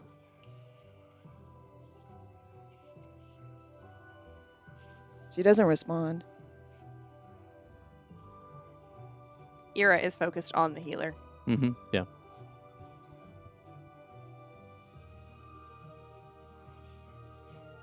Do you get the sense of what it's saying? I do, and I'm not. Okay. I'm not risking that.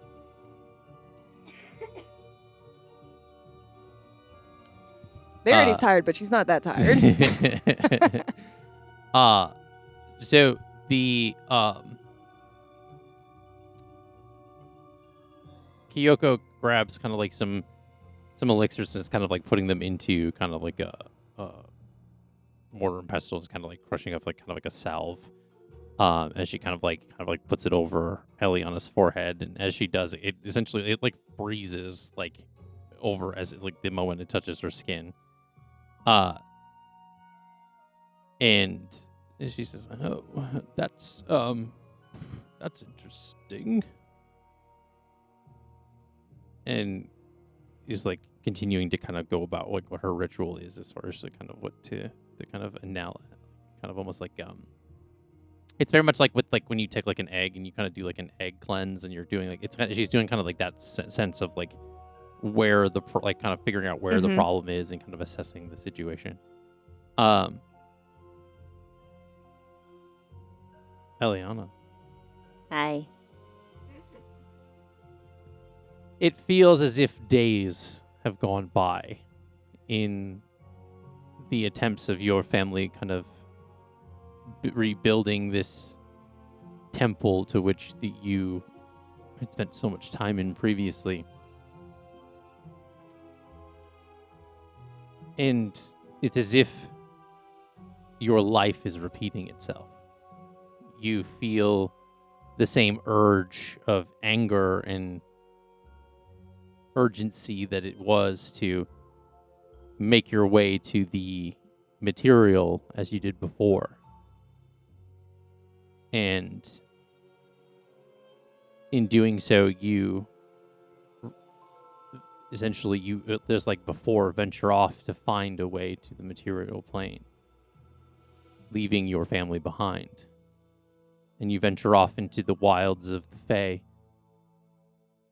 As you do, the sky above you begins to swirl, as if day passing to night, night passing to day, day passing to night, as if time is speeding up. Days upon days are going by as you're just maybe walking a mere few feet. I have a question. Mm-hmm. So in the Feywild, there's the Dayward Lands, there's the Twilight, like the three. So how is the skies like changing as I'm progressing like through those areas, or it's just like changing above me? It's changing above you. Okay, so this is abnormal. Yeah. Yeah. Okay. And as you kind of try to go past you're kind of venturing down like a path, and as you round the corner, you find yourself back at the edge of your village, as if you had walked in a circle. And it's at this moment in this, your village looks as if it has been rebuilt. They've tried to move past what has just happened. As if days had gone by, houses rebuilt, people are mending their businesses, and you pass by the temple as you make your way back into the city, but it looks unfinished, as if the rebuilding had stopped. And you see the same sense of serenity that you had felt before all of this. Sense that this village has just gone back about its days. That, people passing by waving at each other as they go off to work. And you head back towards where your family home is, and you see that it's also rebuilt. And that you start to make your way towards the path heading up to the door. And at the moment that you do,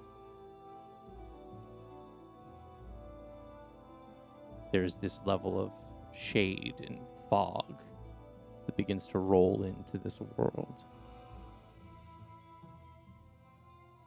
And a level of cold fills the air that was once humid and warm. And the fog begins to form shapes of figures. And you hear the same cackle laugh, but it's as if it's right behind you. Am I in the mindset of that I'm aware that I'm kind of reliving like a groundhog, or am I fully back in the moment as You've if never lived this. Okay.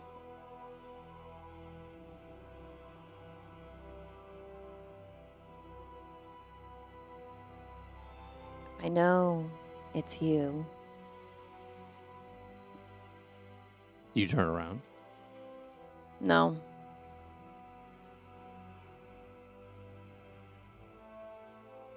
You begin to hear screams once more. These aren't the same as the ones that you heard that time ago when the Lich attacked the village. These are different. These are much more guttural, as if life is being taken not by violence or by force, but through a transference of energy. These smoke figures are moving their way around and flying through the village as if they're ghosts, spirits. And they keep swirling around and flying back to a central point in the village. And that's when a group of the smoke spirits, as we'll call them, head in through the side of the family house, as if going through the kitchen window. At that point, I will turn around to go check in and see who is inside my house. Okay. Well, at this point, you were facing Okay. the house. Gotcha. I'm gonna go into the house then. Okay. You kind of almost rush up to the front door and push through it, and you see your sister and your mother's fighting off these smoke spirits in an attempt to strive away an evil kind of entity that is trying to break its way into they're almost as if they're souls, they're complete beings. They're trying to force themselves, like almost like forced possession, where like this smoke is trying to make its way inside of their bodies, and they're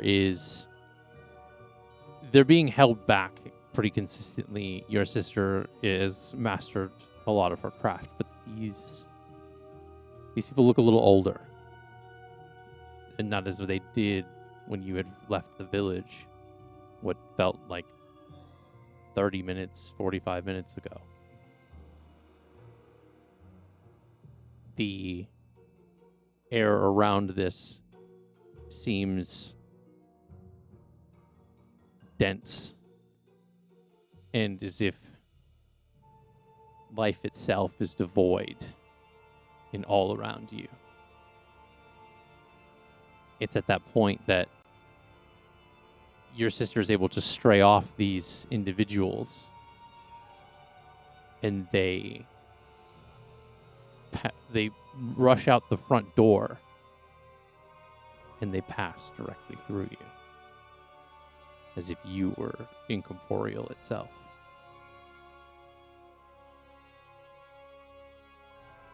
I walk through and, like, are you guys okay? What's going on? They don't respond. Hey, Lillian. Hey. And you turn to chase after them as they're running down the street, kind of away from the chaos. And you see your village once more in the ruin and rubble, not far from unlike the dream that you had seen in the basement in Bountifolia. Bodies laying everywhere, not covered in blood, but gray, lifeless, cold. And as your family runs down the street to try to get away from these spirit entities, you see a woman in all black, towering above everybody. Gray skin, old. Same woman that I saw in the sky at the temple? Or Yes. Okay. And the same woman that you had saw in the nightmare. And it's as if the family kind of stops for a moment in trying to kind of stop in their tracks as she's blocking their path.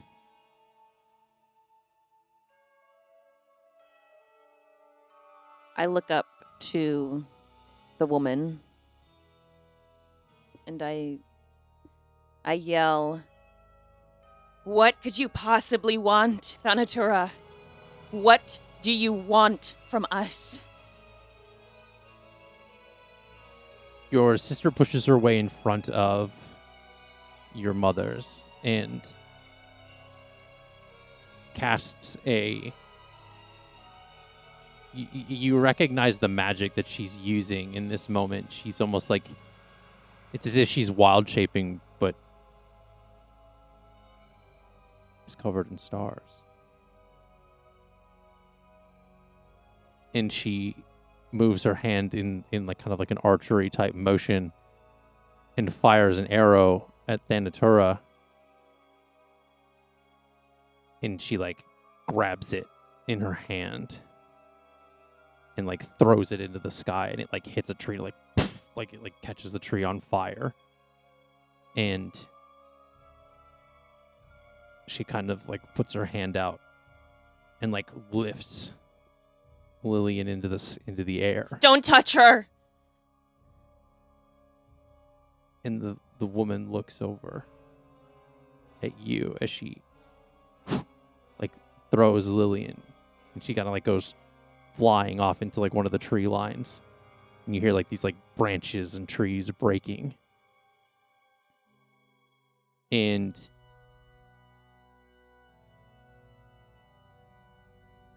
your mother, Feyrona, steps forward as if blocking the other.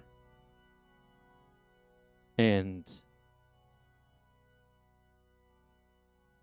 a hand reaches out and grabs her kind of by the hair and lifts her up. Instinctually, she knows deep down that she does not have her magic right now, but she is going to try and transform into her starry form and shoot an arrow just like her sister did. Okay. As you try to use the starry form you see within yourself, like as you kind of like put your hand out to kind of cast the magic, you notice your skin, that you're in your autumn form. And you reach out and to try to pull back an arrow, and it's as if your mother is mimicking your movements. And as she does, a purple energy begins to start to flow from your mother into the old woman.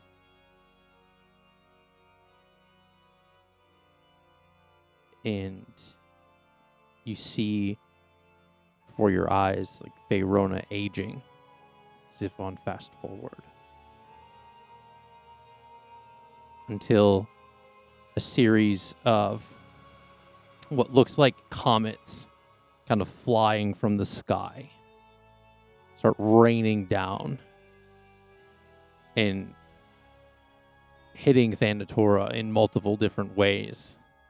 And you see this like wounded, kind of like dirty, bruised, bloodied, like Lillian standing at the side of the tree line.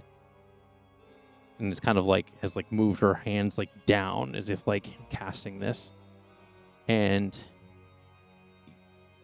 in a last ditch effort, she is able to hit Thanatora with this kind of like barrage of like comet like meteors. And she like runs up and grabs both your mothers, and you see this like kind of starry door form behind her, and she quickly takes both of them through this door, and the door just vanishes. Elliana takes a deep breath. Because she, at first, was kind of in denial of, like, this can't be happening. Like, this isn't real. Into being like, my sister got through the Fey portal. This has happened again at her home. And that this is very real. And she just stares up at the old woman. And she, reeling from this, like, the blast, begins to kind of hold her hands out, and all of this, like, smoke and fog begins to kind of swirl around her again, as if, like, spirits are kind of circulating around her. And she looks back down over at you and says, "You're never leaving." What do you have to gain from this? From your goal of immortality? Isn't it lonely without people around you, stealing life from others? What happens when no one's left? I have all the people I need. And if anything, I have you. And your little goddess.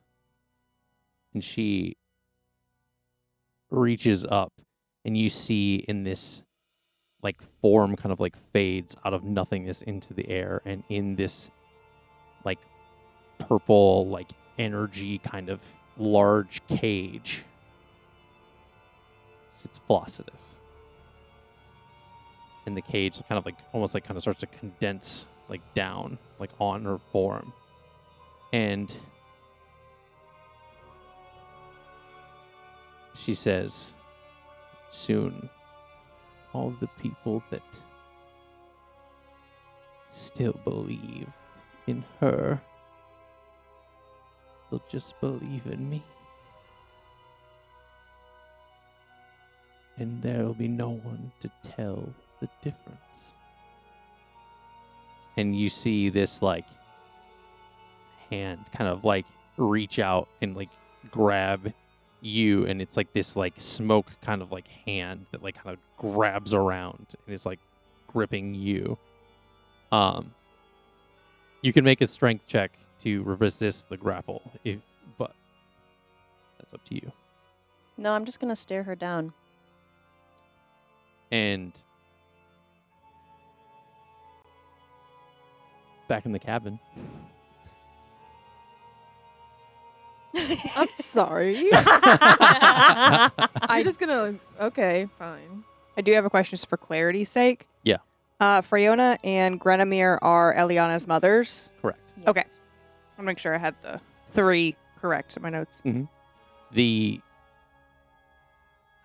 Kyoko is, her face kind of shifts to like this grim kind of look on her face as she's, I'm sorry to say, but your friend is trapped in some type of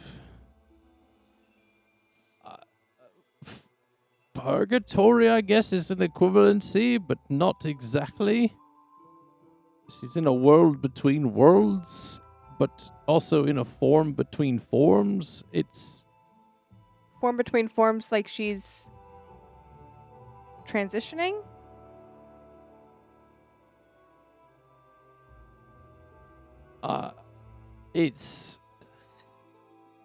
It's hard to say. I don't think I've ever seen anything like this before, at least not in these swamps. Is it possible that she could be cursed? There's no markings of any kind or indications that she would be blighted in any way. Is there a way to get to her? Like if I were to try to go to where her soul is, is that possible? I don't know. I've only heard of this once before, but it's nothing anywhere near here, unfortunately.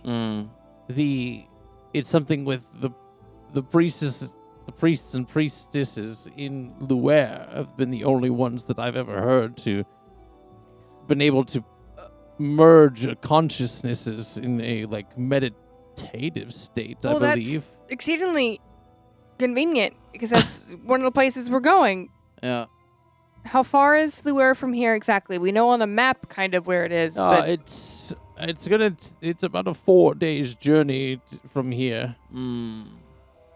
Anybody got a dimension door that we can just pop over 4 days away? No? Okay. I'm not sure if No. it won't. No. I think the max is 500 feet. Yeah. Yeah. Yeah. So, are there any like, are we we're in a cabin right Yeah. now? Yes. Does the cabin have a fireplace? Yes. Dude, light the fire in the fireplace. Where's Elliana right now? She's like On the laying on the floor. floor in the middle of the Well, sitting light room. the damn fireplace and get her close to the dang. Let's heat her up. Let's get her going. Get Is her her, not frozen. is her skin still pale? Mm-hmm. I mean, it's better than nothing. Ma'am, do you mind if we move her? I mean, it's your friend. It's your home. It's your behest. Lucio, can you help me? Yeah. I don't know which end you take, but I just go for whatever end's closest. You're not very Sure. big. You're what, like maybe Like 100 pounds? 5 I'm feet 5 foot tall exactly. Yeah, so you're like Yeah. not even breaking 100 pounds. Yeah, you two move her closer to like the hearth. Yeah. And Mm-hmm. Is there a teleportation circle linked to Luer? No, we man. don't have that kind of magic here in this village. I'm about the closest you'll find to a magical expert or proficient, I should say, around here. Mm. All of this, the folk here are simple, like, alchemists or merchants, and it's a bit of a humble town, trade village, and all that. That's why I often label me as enigmatic, but I think you're delightful. Is there like how some fireplaces will have like a little bit of a ledge before it drops down? Is there one of those? Like super close to the fire? Like pretty much the only thing between that and the fire itself would be like kind of almost like a base of Yeah. I would say so. I mean, you can, but it's not large, so if you would put her a little bit dangerously close to the fire if you were to try to put her on it, I believe. Do we want to risk it, Lukiel? I mean, you feel the heat pretty good as far as like if it's like she's like laying right at the base of it. But Yeah. I don't want to put her like super close, obviously, but like close enough to where it's. Nero's also kind of like, I don't know how much time we have. We need to like expedite this thawing. Sure. Yeah. I mean, let's do it. Let's do it right now. So you like put her closer to the fire. Yeah. Okay.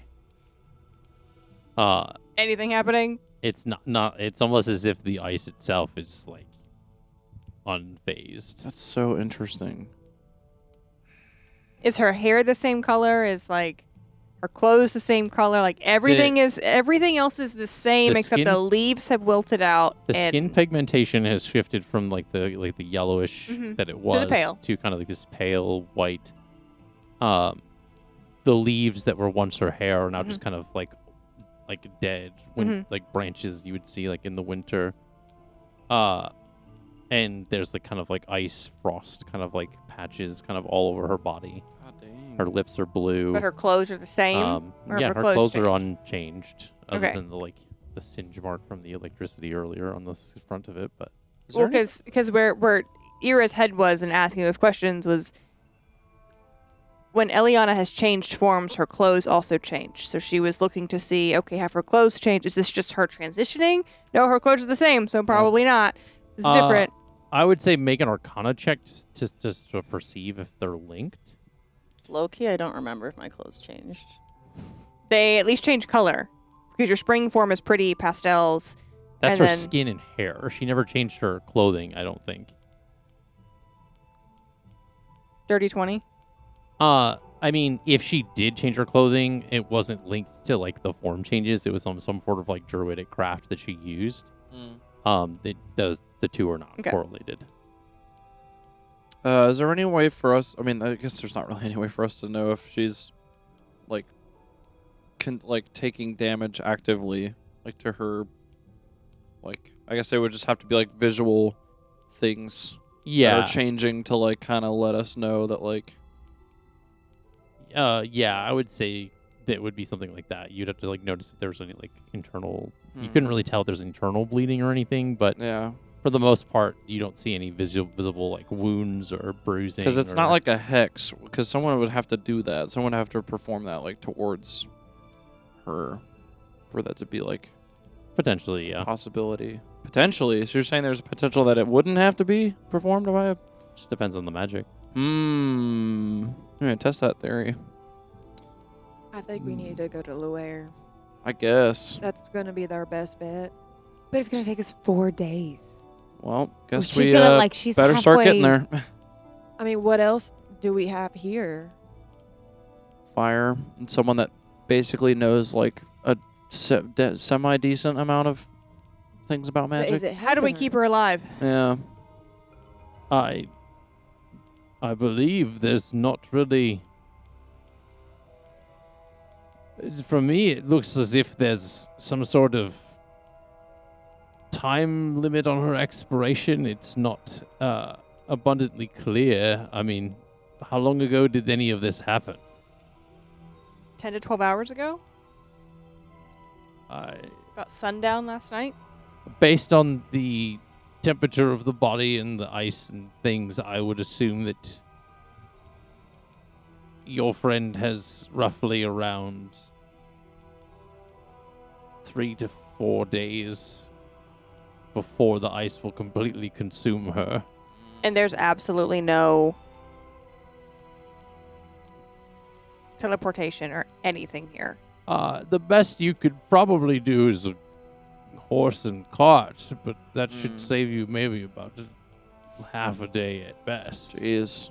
Better than For nothing. real? Only half a day? I mean, if you That'd be want close to to like a whole run day. the horse ragged, I suppose. guess. Might be faster just to take all horses. Lukia wouldn't have no idea what any of this is at all. What a horse is? No, there He wouldn't doesn't be a know what a way. horse is? Because there's talks of a winter court, but This horse Lukia would is not not. know what a winter court is. Because he's a freaking bird. He's not a bird, he's just got wings. What are we finding in Luer again? That's where did Elliana say that? I don't know if she told you guys or not. I think she mentioned that's why we're going Yeah, I there. said Yeah. Luer with Yeah. was where her Luer. sister came Yeah. out. Yeah. Eliana said her sister was in Luer. Yes, and she just told us that that's In Luer. where there are people that know about this stuff and where it's happened before. Well, then that works in your favor. Do you I have like suppose. even an inkling of like what this stuff is? Just people being frozen, or This is some really powerful divine magic. What do sure you is, and know we only about- got 4 days to get to this place, because apparently that's how long it takes. What do you know about Thanatora? mm. The god of natural death. That's. Does this look natural to you? Nah. It's hard to say, really. Lukiel says, absolutely not. People freeze to death all the time, but not in the swamps. This is not it's not part of our environment or climate. Well, climates change. This music has thrown me a little bit. I feel too hopeful with this music. See, I feel like if I... Sorry. I... Do it. Do the thing. Because my instinct is like, if we don't know, then there's got to be someone that knows Elliana that knows. So, like, I want to cast Sending, but I don't know if it's worth it or if I can even do it because I don't know anyone that's like... You don't know her sister. Can't you send it God. to her and it's just like, it's like a 50-50 that'll get there? Can you do a sending to Eliana Ascending to her? and see if that gets to her? Should we The- check to see if she's still breathing first? The worst thing that can happen is it doesn't work. Would I have to roll for this Sending? Just for, like... Whoa. Whoa. There's that out of the box thinking. Okay. That's what we needed. Glad I No, could... I just think it's a good idea. Just took us till Yeah. 10:30. I'm just like trying to exhaust all my options because I'm like, what the hell can I do? Like, That's me and my nightmare. 'cause trying I'm to like, figure out okay, what the fuck I I'm can like, do. okay, we can't get to this place in 4 days because she's gonna freeze over. We're trying to heat her up and it's not working, and this person clearly doesn't know or like enough to be able to give us a definitive guideline as to how to do this and like be efficient about it. So it's like, what the hell can we do? Well, get your sending stone out. It's not a It's stone. it's just Sending. It's I just just have sending. the It's just the spell. spell of Sending. oh. I mean, I have a sending now, but that's only to one person. Ah. Oh. Which we need to talk about that, by the way, but higher priorities at the moment. Don't look confused. You know why. Yeah. Yeah, you're fine. You already forgot? I mean, it's worth a shot. Shoot that that, Jax? shot. That was Shoot Jax. that Yeah, that shot. was Jax. It better be Shoot the that shot. You never know. And yes, Ira will guide you. Yay. How would that work if I'm being guided with a spell that I'm not having to like roll for No, I don't know. roll? Yeah, that's, in the event it's- you do it's- have to it's roll, you not- have guidance. It's not an ability check. Mm. So In the it event he would- does have to roll. Okay. In the event, He doesn't have to Yeah, roll, I'm just like, but how if he would does, that? How does In that the work? event. Noted. We're prepared. So you are going to just have to cast sending and send your message. Can I build a message collectively with the group for all of us to you have to create say it. a mess? I know I have to say it. He wants to plan it for before. all Yeah. of us to Yeah. plan the message he to doesn't- Why send not? to her. Look it up. Okay. Here we go. Bitch, wake up. Well, that's 3 words already. Done. So. JK. End of message. Why does the like Stranger Things like Chrissy, oh, wake Chrissy up. wake up like playing in my I head. don't like this. Time to wake up. Time to wake up. Elliana, wake up. Hey, hello. All right, what are we actually saying? Verity is exhaustedly writing something on a piece of paper. I'm trying to figure out 25 words. For this. How Fair enough. how are you gonna say something enough to get it so that she can? Like, what are we gonna say? Like, hey, girl, whatever going on in there? You got this. Love you, bye. Love you. Bye. See you before you freeze to death. Like how? Like, I don't like think that- what are we? I feel well. Luke doesn't know this obviously because it's like above characters, but like I don't feel like she knows that her physical form is being frozen over That's because what I'm she's trying not to- like. Or she's beyond her like physical form at the moment. She's like clearly in some sort of like So what do you want to say? dream-like state.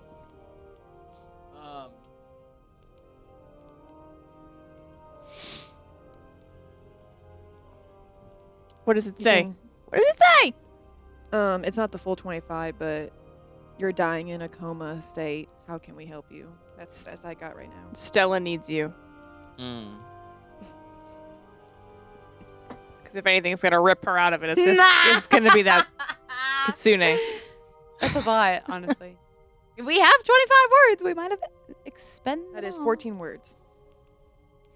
We have 11 more words, or are we?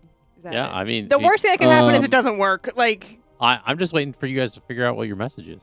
See, I'm along the lines of like, this isn't my message yet, obviously. What if we say something along the lines of like, can we come get you? Is there any way for us to get to her? I don't think Elliana would know that information. No. That's why I kind of. Elliana's not 25 that kind. words, people. That's all we got. And I was. Elliana's not that kind of smart, Dawn. That's why I kind of wrote down like, how can we help you? So maybe that's a little Yeah. open. I was to going to her. say your physical form is freezing over right now, and there's not much time. We have to get to Loire. How do we get you out? Where are you? I actually really like that. Because it's like it lets her know if she can get this message and she can like actually it makes it through to her. She's like, oh shit, I'm not in my physical form right now. I'm in clearly some sort of like somewhere else land that's not me actually. So none of this is real. Gotta love that somewhere else land. If you can fit, Stella needs you, or something about Stella. I don't even know how many. Were you counting how many words that was? Because I wasn't. No. Okay. Fair I enough. thought you guys were counting. Can we so run I it was back? like- No. Well, she's writing it down on a piece of paper. I thought that's what we were doing. Your physical form is freezing over. You're in a coma. There's not much time to Loire. We need you back.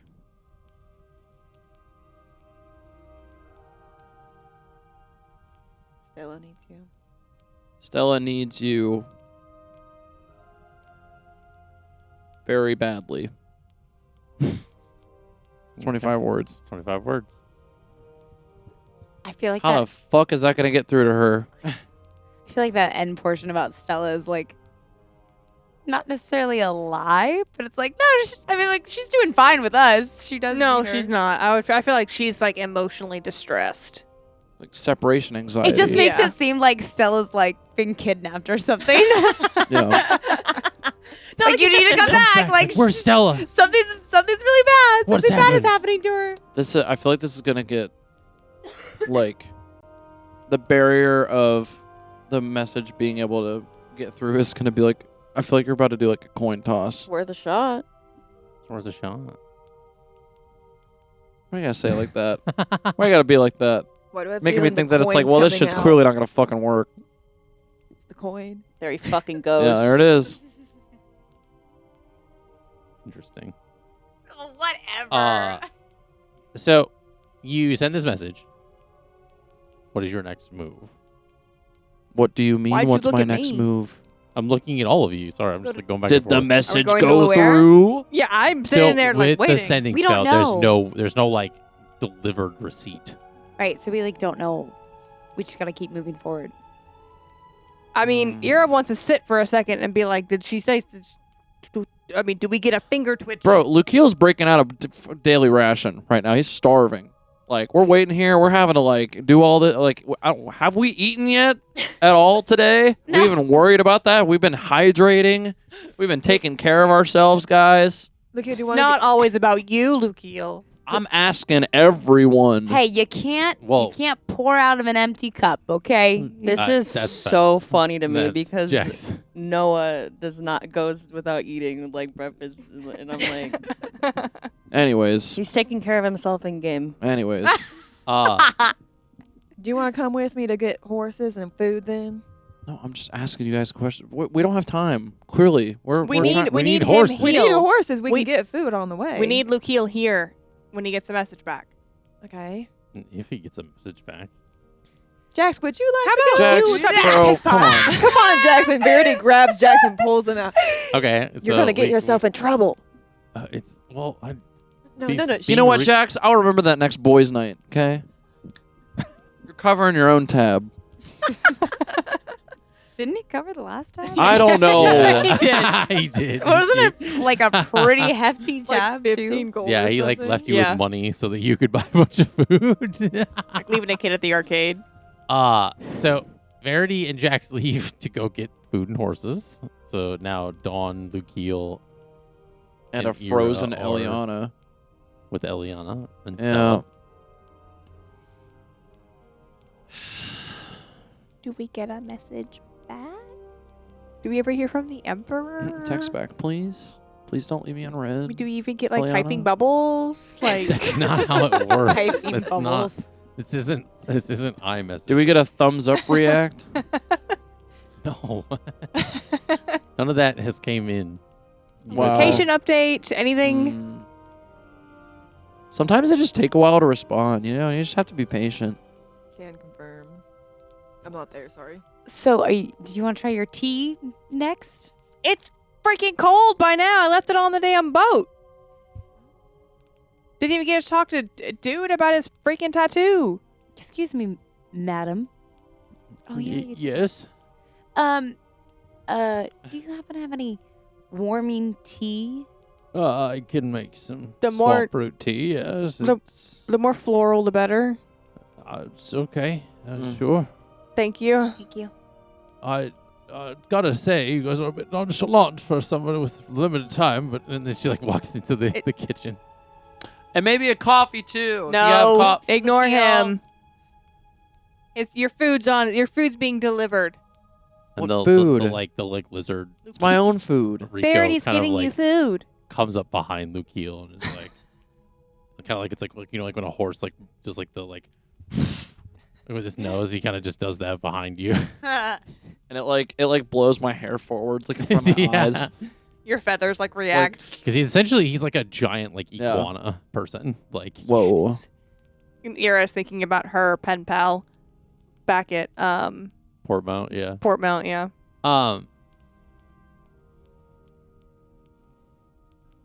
So she leaves to go get you guys some tea. Meanwhile,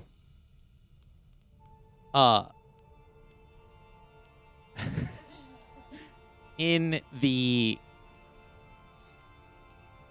so you still have in the midst of all of this, right? Like you have this like flower in your hand. It's like glued to your hand, almost like you just like it's something where it's just kind of always with you for whatever reason. And It's super glue. I'm just, get off. another petal falls from the flower.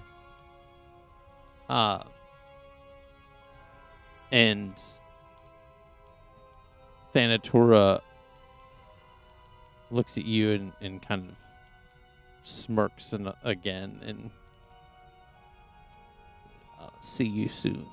And she kind of like whisks her other hand, and everything kind of like around you kind of like swirls into this like mirage of like mosaic of colors and swirls, and a bright white light kind of like erupts through again, and it kind of causes you to kind of cover your eyes. And as you open them, you see yourself back in the kitchen of your family home. I'd be so mad. This is the third time.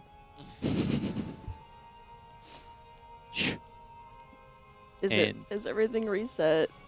It is. Fuck! This fucking bullshit! Elliana doesn't say that. Fucking damn it.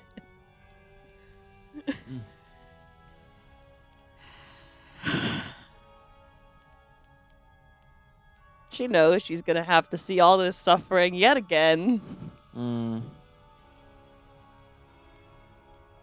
You hear it almost like it's like a breeze kind of passing by your ear. Break soon enough.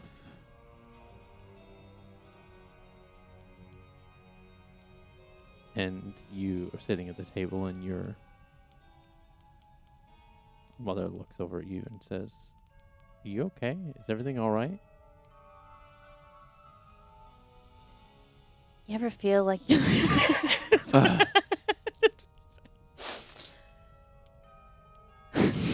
You ever feel like you're a plastic bag floating through the wings? Oh,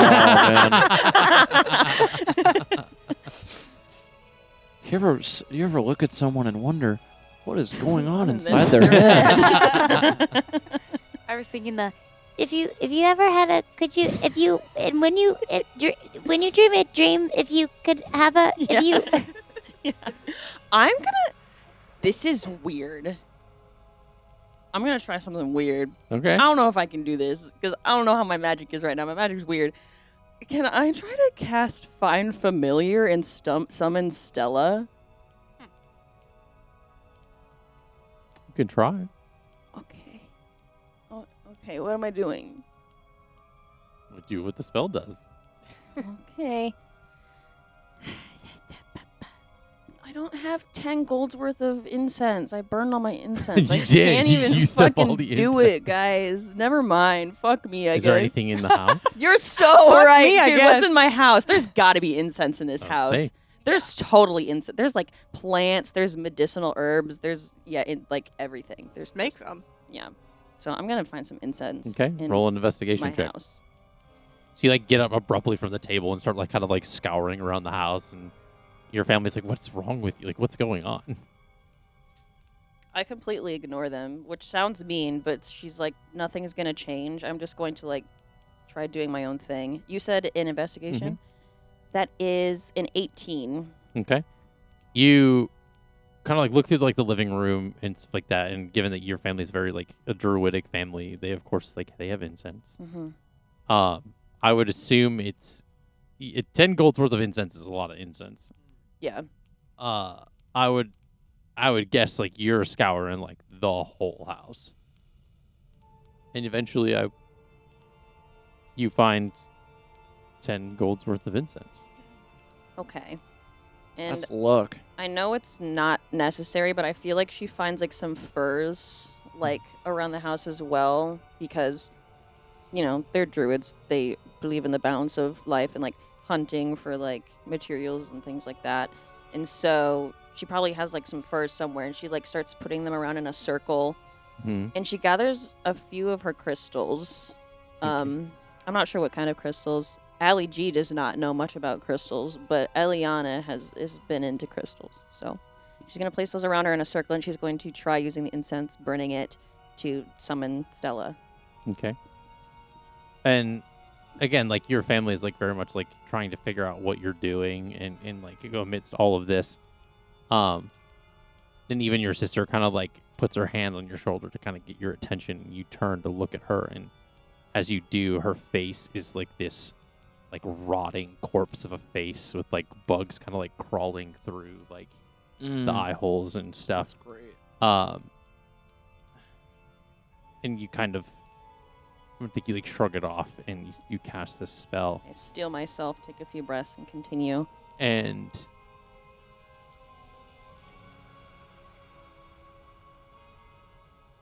in the cabin, Stella, kind of sitting next to Ira, all of a sudden, you see her kind of like head kind of like resting on your lap as you're kind of sitting there for a moment as you guys are figuring out what to do. And you see her drift off to sleep. Like Mm. a nap, or like Or like like a Elliana. And Elliana, Yeah. you see this like almost incorporeal, like bluish purple fox form, like boom, like onto the furs in the living room that you're set this all up in. And Stella kind of like barks, kind of in recognizing you. like a nap, right? And you hear, as she summoned into this kind of place, as we'll call it, you hear Lukiel's message in your head. No way. Go. Lukiel doesn't know that yet, though. No, none of you know that. Lukiel's like, dude, this girl's got dial-up connection. All of the sounds included. The Stella part's gonna be confusing now. Yes. Like, well, fix that problem. So you hear the message that you had heard him say earlier. Okay.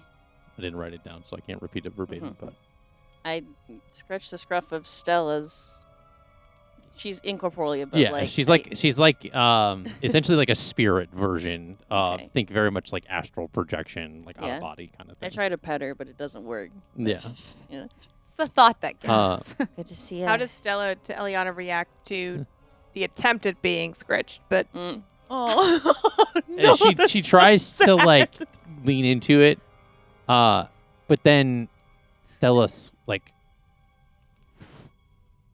turns into her like human form, Okay. Whoa. she's taking a nap, right? and I have a thing I'm gonna do if she's not just taking a nap. she says to Elliana, "Are you okay? What's going on?" I'm trapped in a loop with my ex-goddess.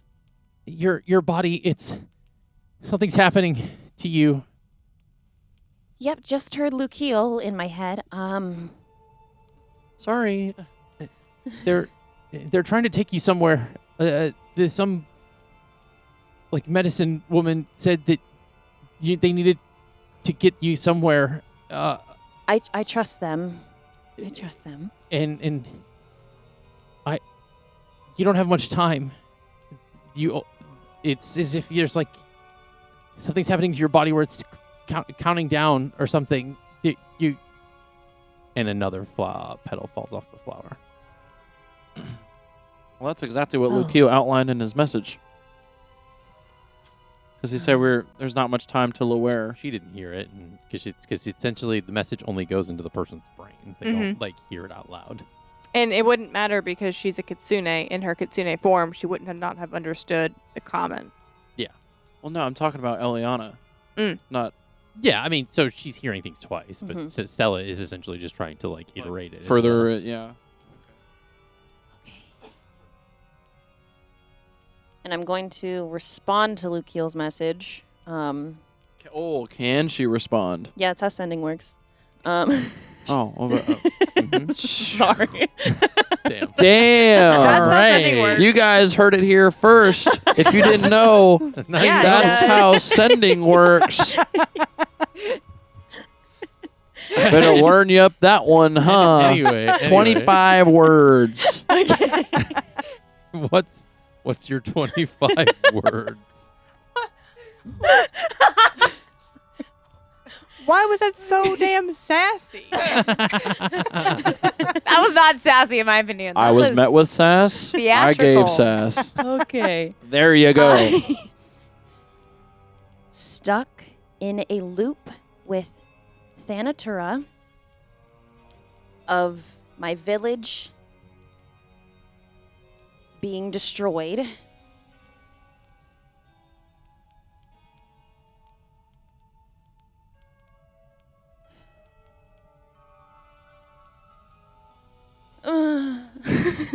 The minute Lucio gets this message, he's gonna be like, "This is not how are we like? This does not outline how we get her unfrozen." If you get the message. Yeah, because it's supposed to go back. Have Stella here with me.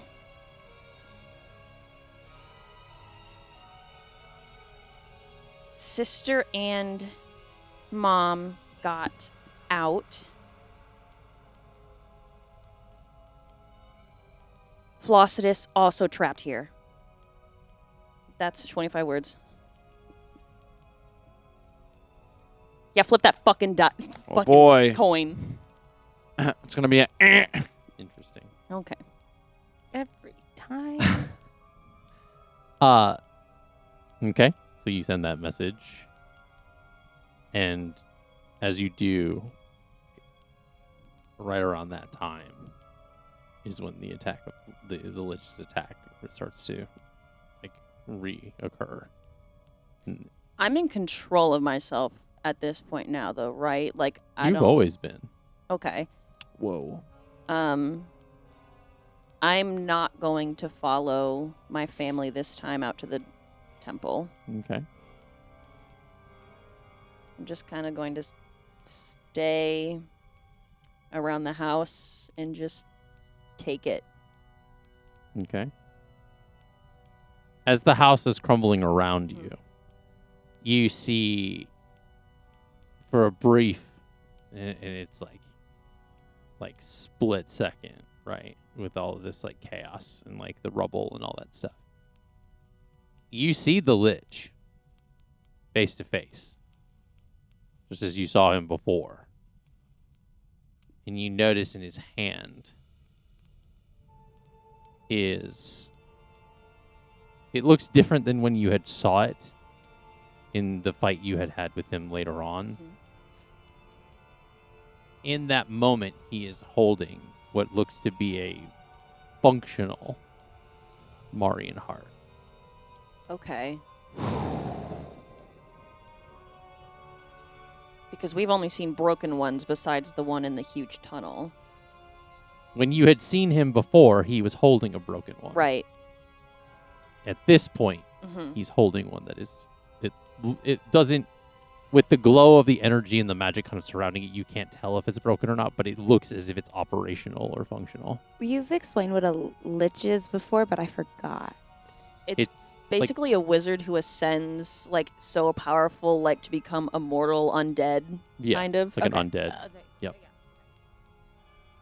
And then... And when they attacked first, I didn't see them, like, up close. Okay, that's what I thought. You had only heard previously. And as the house crumbles around you and you don't follow your family to the temple, you see as if like somebody hit pause.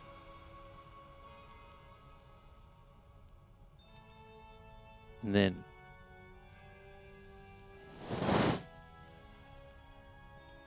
the bright light, and you open your eyes. You're sitting back at the kitchen table. Oh my. Is Stella there? Stella is not there. Oh. She's not there. Is she napping? In the cabin, Stella kind of like looks up really quickly with like ears perked up and Speak with animals. Fair enough. So true, actually. and is like barking profusely before just as you cast it. What happened? What happened? What happened? What happened? I was there. She's in some house somewhere. she's like trapped in a thing. There's people, and then the house collapsed, and then I got sent back here. I didn't really understand what she was talking about. Did she say any names? No, she didn't say anything. She looked at me for a second, and then I explained to her what was happening, and then she did some magic thing, and then What magic thing did she do? I don't know. I saw her counting, I guess.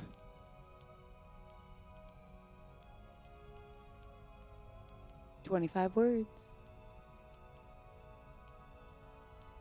You hear nothing. Nothing goes through. That's great. That's so good.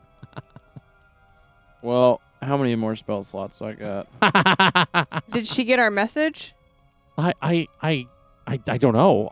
She didn't say Didn't anything. say she did. I got Yeah, one last. Yeah, I did specify Luke Heel's. Oh talking no, to- yeah. she heard Luke Heel, but she didn't say what it was. I don't know. Have you heard from her? And this is Ira looking at Luke Gill. Have you heard from her? Have you heard back? Nope. Okay, so we can get messages to her. But getting them back. I mean, if Elliana's smart enough, hopefully she'll just do what she did to summon Stella and then bring us a message back. Or she can summon one of us, but I don't know if that's possible. Mm. I don't know what's going on. And I'm out of my depth here. it's been about like an hour or so. As far as like time as you guys have been in this cabin and kind of dealing with all this whole thing. Yes. In that time, Verity and Jax have returned. They haven't because again, it's like a wooden path that goes across water. They can't really bring the horses up to the house. But they can hitch them at the the ground before the catwalk that leads to this house. And they kind of come through they kind of knock and come through the front door.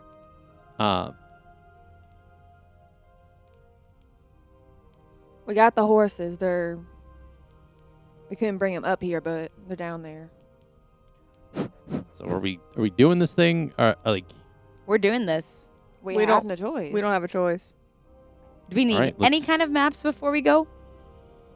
You say naps? Maps? we have Maps. I mean, Doesn't check her Elliana- pockets. She's got the map. All right. Check her pocket for the map. I'll help Dawn. Who's got the highest investigation? I Not I me. would say since she's unconscious, there's not necessarily a bit of resistance. You're not gonna have to roll for this one. I just, just didn't know how secret Squirrel Elliana was about hiding stuff. I mean, that's fair. I guess yeah. Roll for investigation. You can do it as you two can do it together. Or should we all roll? I mean, you all can roll if you all are gonna search the body. I guess. Oh my god. Oh yeah. I have to do so much math for this. Oh, yeah, It's because you have a exhaustion. 10. Even with the Uh, exhaustion at Roll 19. Roll a d20. Oh, boy. I guess I have to roll too. Well, I literally don't know how to use my hands because I got a 6, so I just fumble All right. around the cabin apparently. Well, dear, it's not much worse than my 8. We've already got a 19. I got a 19 with the -4. Yeah. So you find the map and it gives you the clear direction to head as far as with the horses and stuff with a path. It doesn't again, it's like a traced map as far as things. So you know the general direction to head. What do you do with that? Like an 8 and a 6? Like, what do they do? They're just like, oh, I forgot how to look for stuff. Oh. Oh, passive investigation. Yeah. If you could default to your passive yeah, if so your you roll can was default super to your low. passive if you wanted to. Yeah. Before you Well, get now you tell before me you after get I all snarky Well, it's and just fumble around animated. the room. I Well, just it's think it's so funny when rolls like that happen. Like, oh, it's very simple. Like, look for a map in a pocket. No, well, I don't know how to do any of those things. I roll a So- 6. Elliana had tucked the map away, in a secret pocket within her her like tunic, Yeah, of course she did. which is why it was harder to find. Found it. Let's go. And Verity there it just is. There it is, folks. And Verity walks out with right. the map. And Lucio follows Verity because he is wondering if she brought food. Because she had the horses, but didn't say nothing Jax about it. like hands you like almost like a tied kind of almost bandana with like bento box almost of like Breakfast something sandwich. inside. Wow. Where is Kyoko? She's kind of meandering in like the kitchen and stuff like that, and is Ira goes to find her. kind of just observing this Chaos. chaos. Ira goes to find her. Dawn picks Elliana up and also goes to find her. Okay, and it's not a hard No. find. She's like Yeah, 10 feet away. Ma'am. Thank you. Do we owe you anything for our very blatantly rude imposition on your home this morning? Not really. It's sometimes it's welcome to have these kinds of events. You know, it does get some dull around the swamp every time and time. But I guess just repay me with the kindness of information. I'd love to see how this turns out. I think we'll likely be coming back through here. Oh, okay, that's good. If we don't, though, do you know anything about a band of pink furbolgs in the Nocte Mountains? Dang. Eat your breakfast. No, I've heard rumors, Okay. but I guess your guess is as good as mine. Okay. Thank you. I would think if they must exist if this one's here, and she points to Dawn. Do you also have any extraordinarily warm blankets?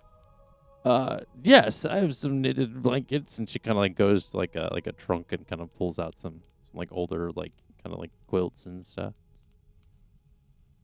Do I owe you anything for this? No, I mean I can always make more. It's not.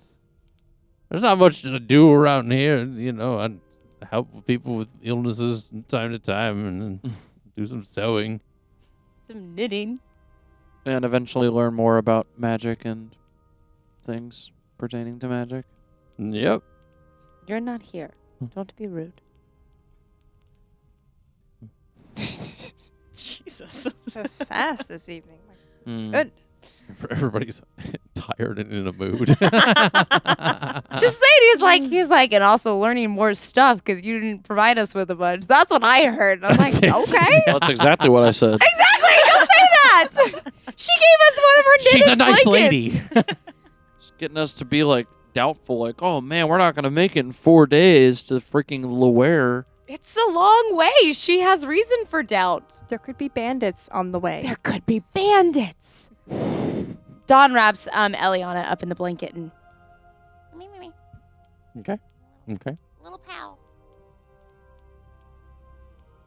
How is Dawn gonna fit on a horse? Hey, we're Girl, about I am to find so out. big. I was thinking Dude, the same a whole thing. ass I was like, am drag I gonna horse. like run Dawn, next Dawn to it? is about to walk the horse like a dog. I know. They rented a Clydesdale. Literally about Yeah, to get it's a a Clydesdale. leash on this horse and So you Walk all it. exit the cabin and head back down like the catwalk, kind of to where there's like some stable ground and the horses are hitched.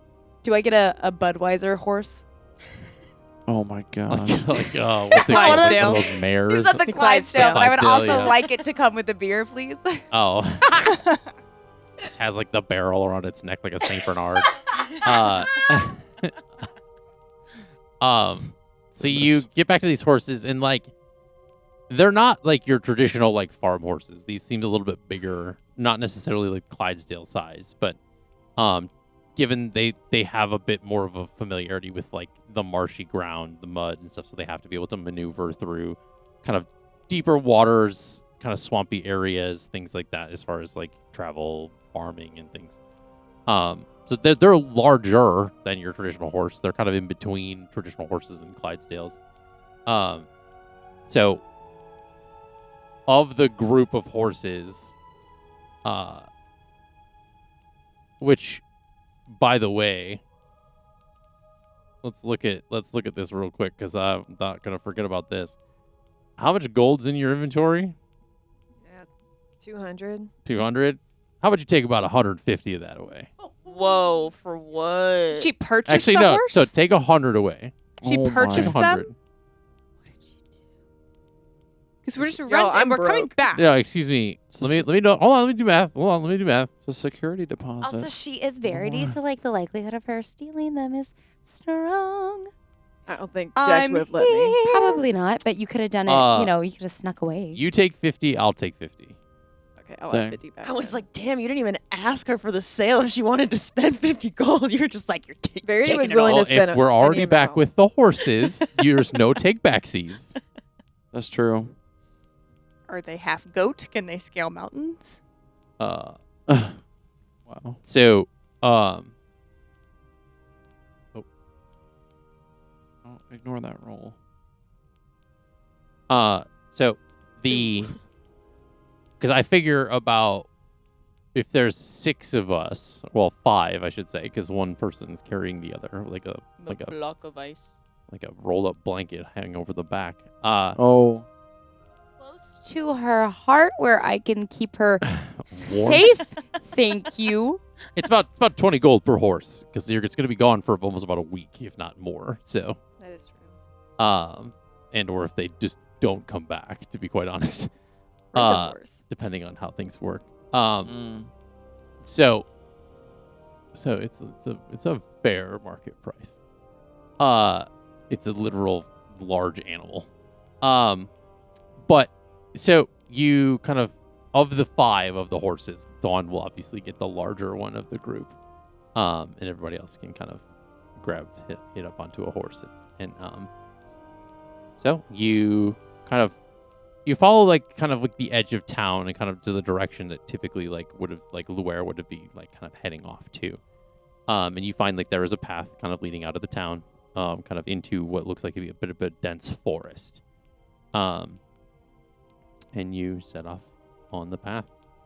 As they kind of reach the forest, I'd like to use the sending stone. Okay. It's true. It is the next day. It is the next day. And just so y'all know, I wrote this like a couple days ago before everything happened, so if it sounds weird, I'm sorry. Damn.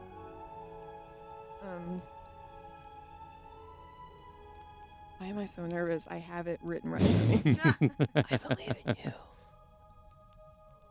I love you too. Glad Nadine is safe, but I'm more worried about you. Are you okay? What's going to happen now that she's gone? Okay. That sends off. And I think, again, is I would think that you would send that like as you guys are like kind of getting to head off and make your way. And so as the horses kind of get into a gallop and you as they're setting off towards the village of Luer, a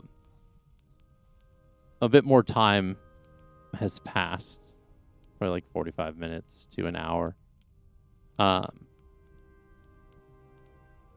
you get a message back. And it says,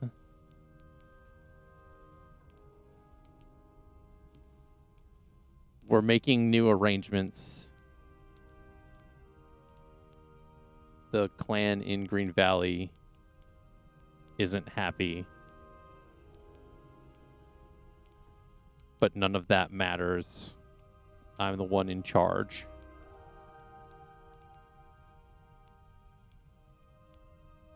I'll handle it. Talk soon.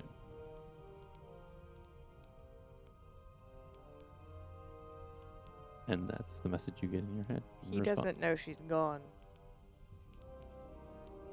I think What'd he you say? does. Well, Yeah. I mean, he's not. That's irrelevant. He's in Draclavor, so he doesn't know that. So you're right. It's He Green- does not it's know that, Green but he Valley. also does not know. Verity did tell him though that she was leaving the next Yeah. day. There was so- an inclination. Yeah, What's Green Valley? that was a Is that where we place were? near Bevel.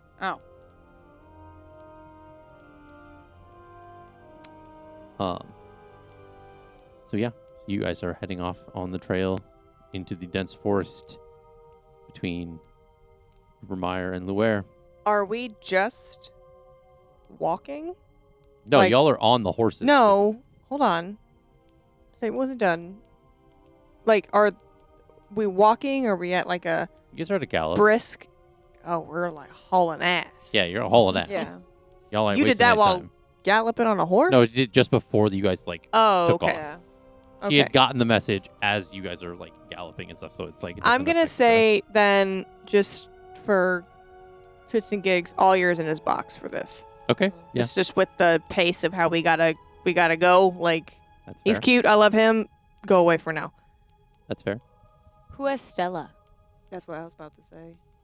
I would think she'd probably still be with me. She can shrink too. She can change size, right? She's been in the box Did we, before. I don't. Yeah, we established because like she got bigger at one point and then she got smaller again. We've put her in the box before. Yeah. I don't remember most of that. I We've feel like put her the- in the box before. Yeah, you put her in the box. Yeah. I don't know about the size thing. Can we just put her in the box? You can be in the box. She's in the box with Lawyer. We'll revisit that later. I don't know. Okay. Lawyer has trees if he gets scared of her. You made it canon, but if you want to uncanonize it, we can uncanonize it. That's okay. It's very seldom that Allie. I don't remember what circumstance. circumstances. I feel like it was at the It was at the party. cave. Was that the thing. cave? Yeah, in the combat Yeah. whenever we first met her. We are hauling ass to Anyway. Luer. That's fair. It was a while ago. So it was a while ago. If it comes up again, we'll. So We'll retcon it. We'll be like, oh, sorry, we left your fox at the fucking cabin. Sorry about your luck. Like, no, the hope you fox. find a new fox. The fox is the kitsune is in the box with Lawyer. Good. And yeah, so you guys are heading off to Luer. I would say about a day's journey would go by as kind of nightfall hits, and you guys do need to stop and make camp. Yo. No one Wants has to camp in the slept. tiny hut. That's what I was saying. Hut. The hut. What's the climate? Is it still marshy? It's Marshy? Marshy? humid, Yeah, swamp. marshy. Swampy? So you find a small clearing off the path, in a good spot to stop, and set up like a campfire, to Perfect. kind of sit down and make food, rest. The horses have kind of bundled up around each other and kind of nestled down so that they could sleep and kind of get their rest. Don't horses sleep standing up? That's cows. Not horses sleep standing up. Dude. They can, but I think they can also lay They down. can also lay I down. don't know the facts, so I cannot Yeah, I'm not an commentate on this. equestrian. There's like a Jax had kind of used elementalism to kind of mold some of like the dirt into like a kind of like makeshift like trough for water for them.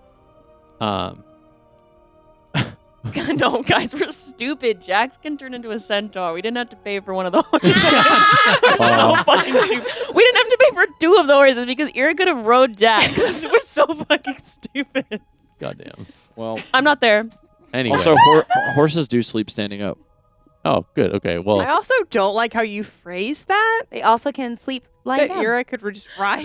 I don't like how that was phrased. at any rate, Phrase it a different way. It's riding a horse.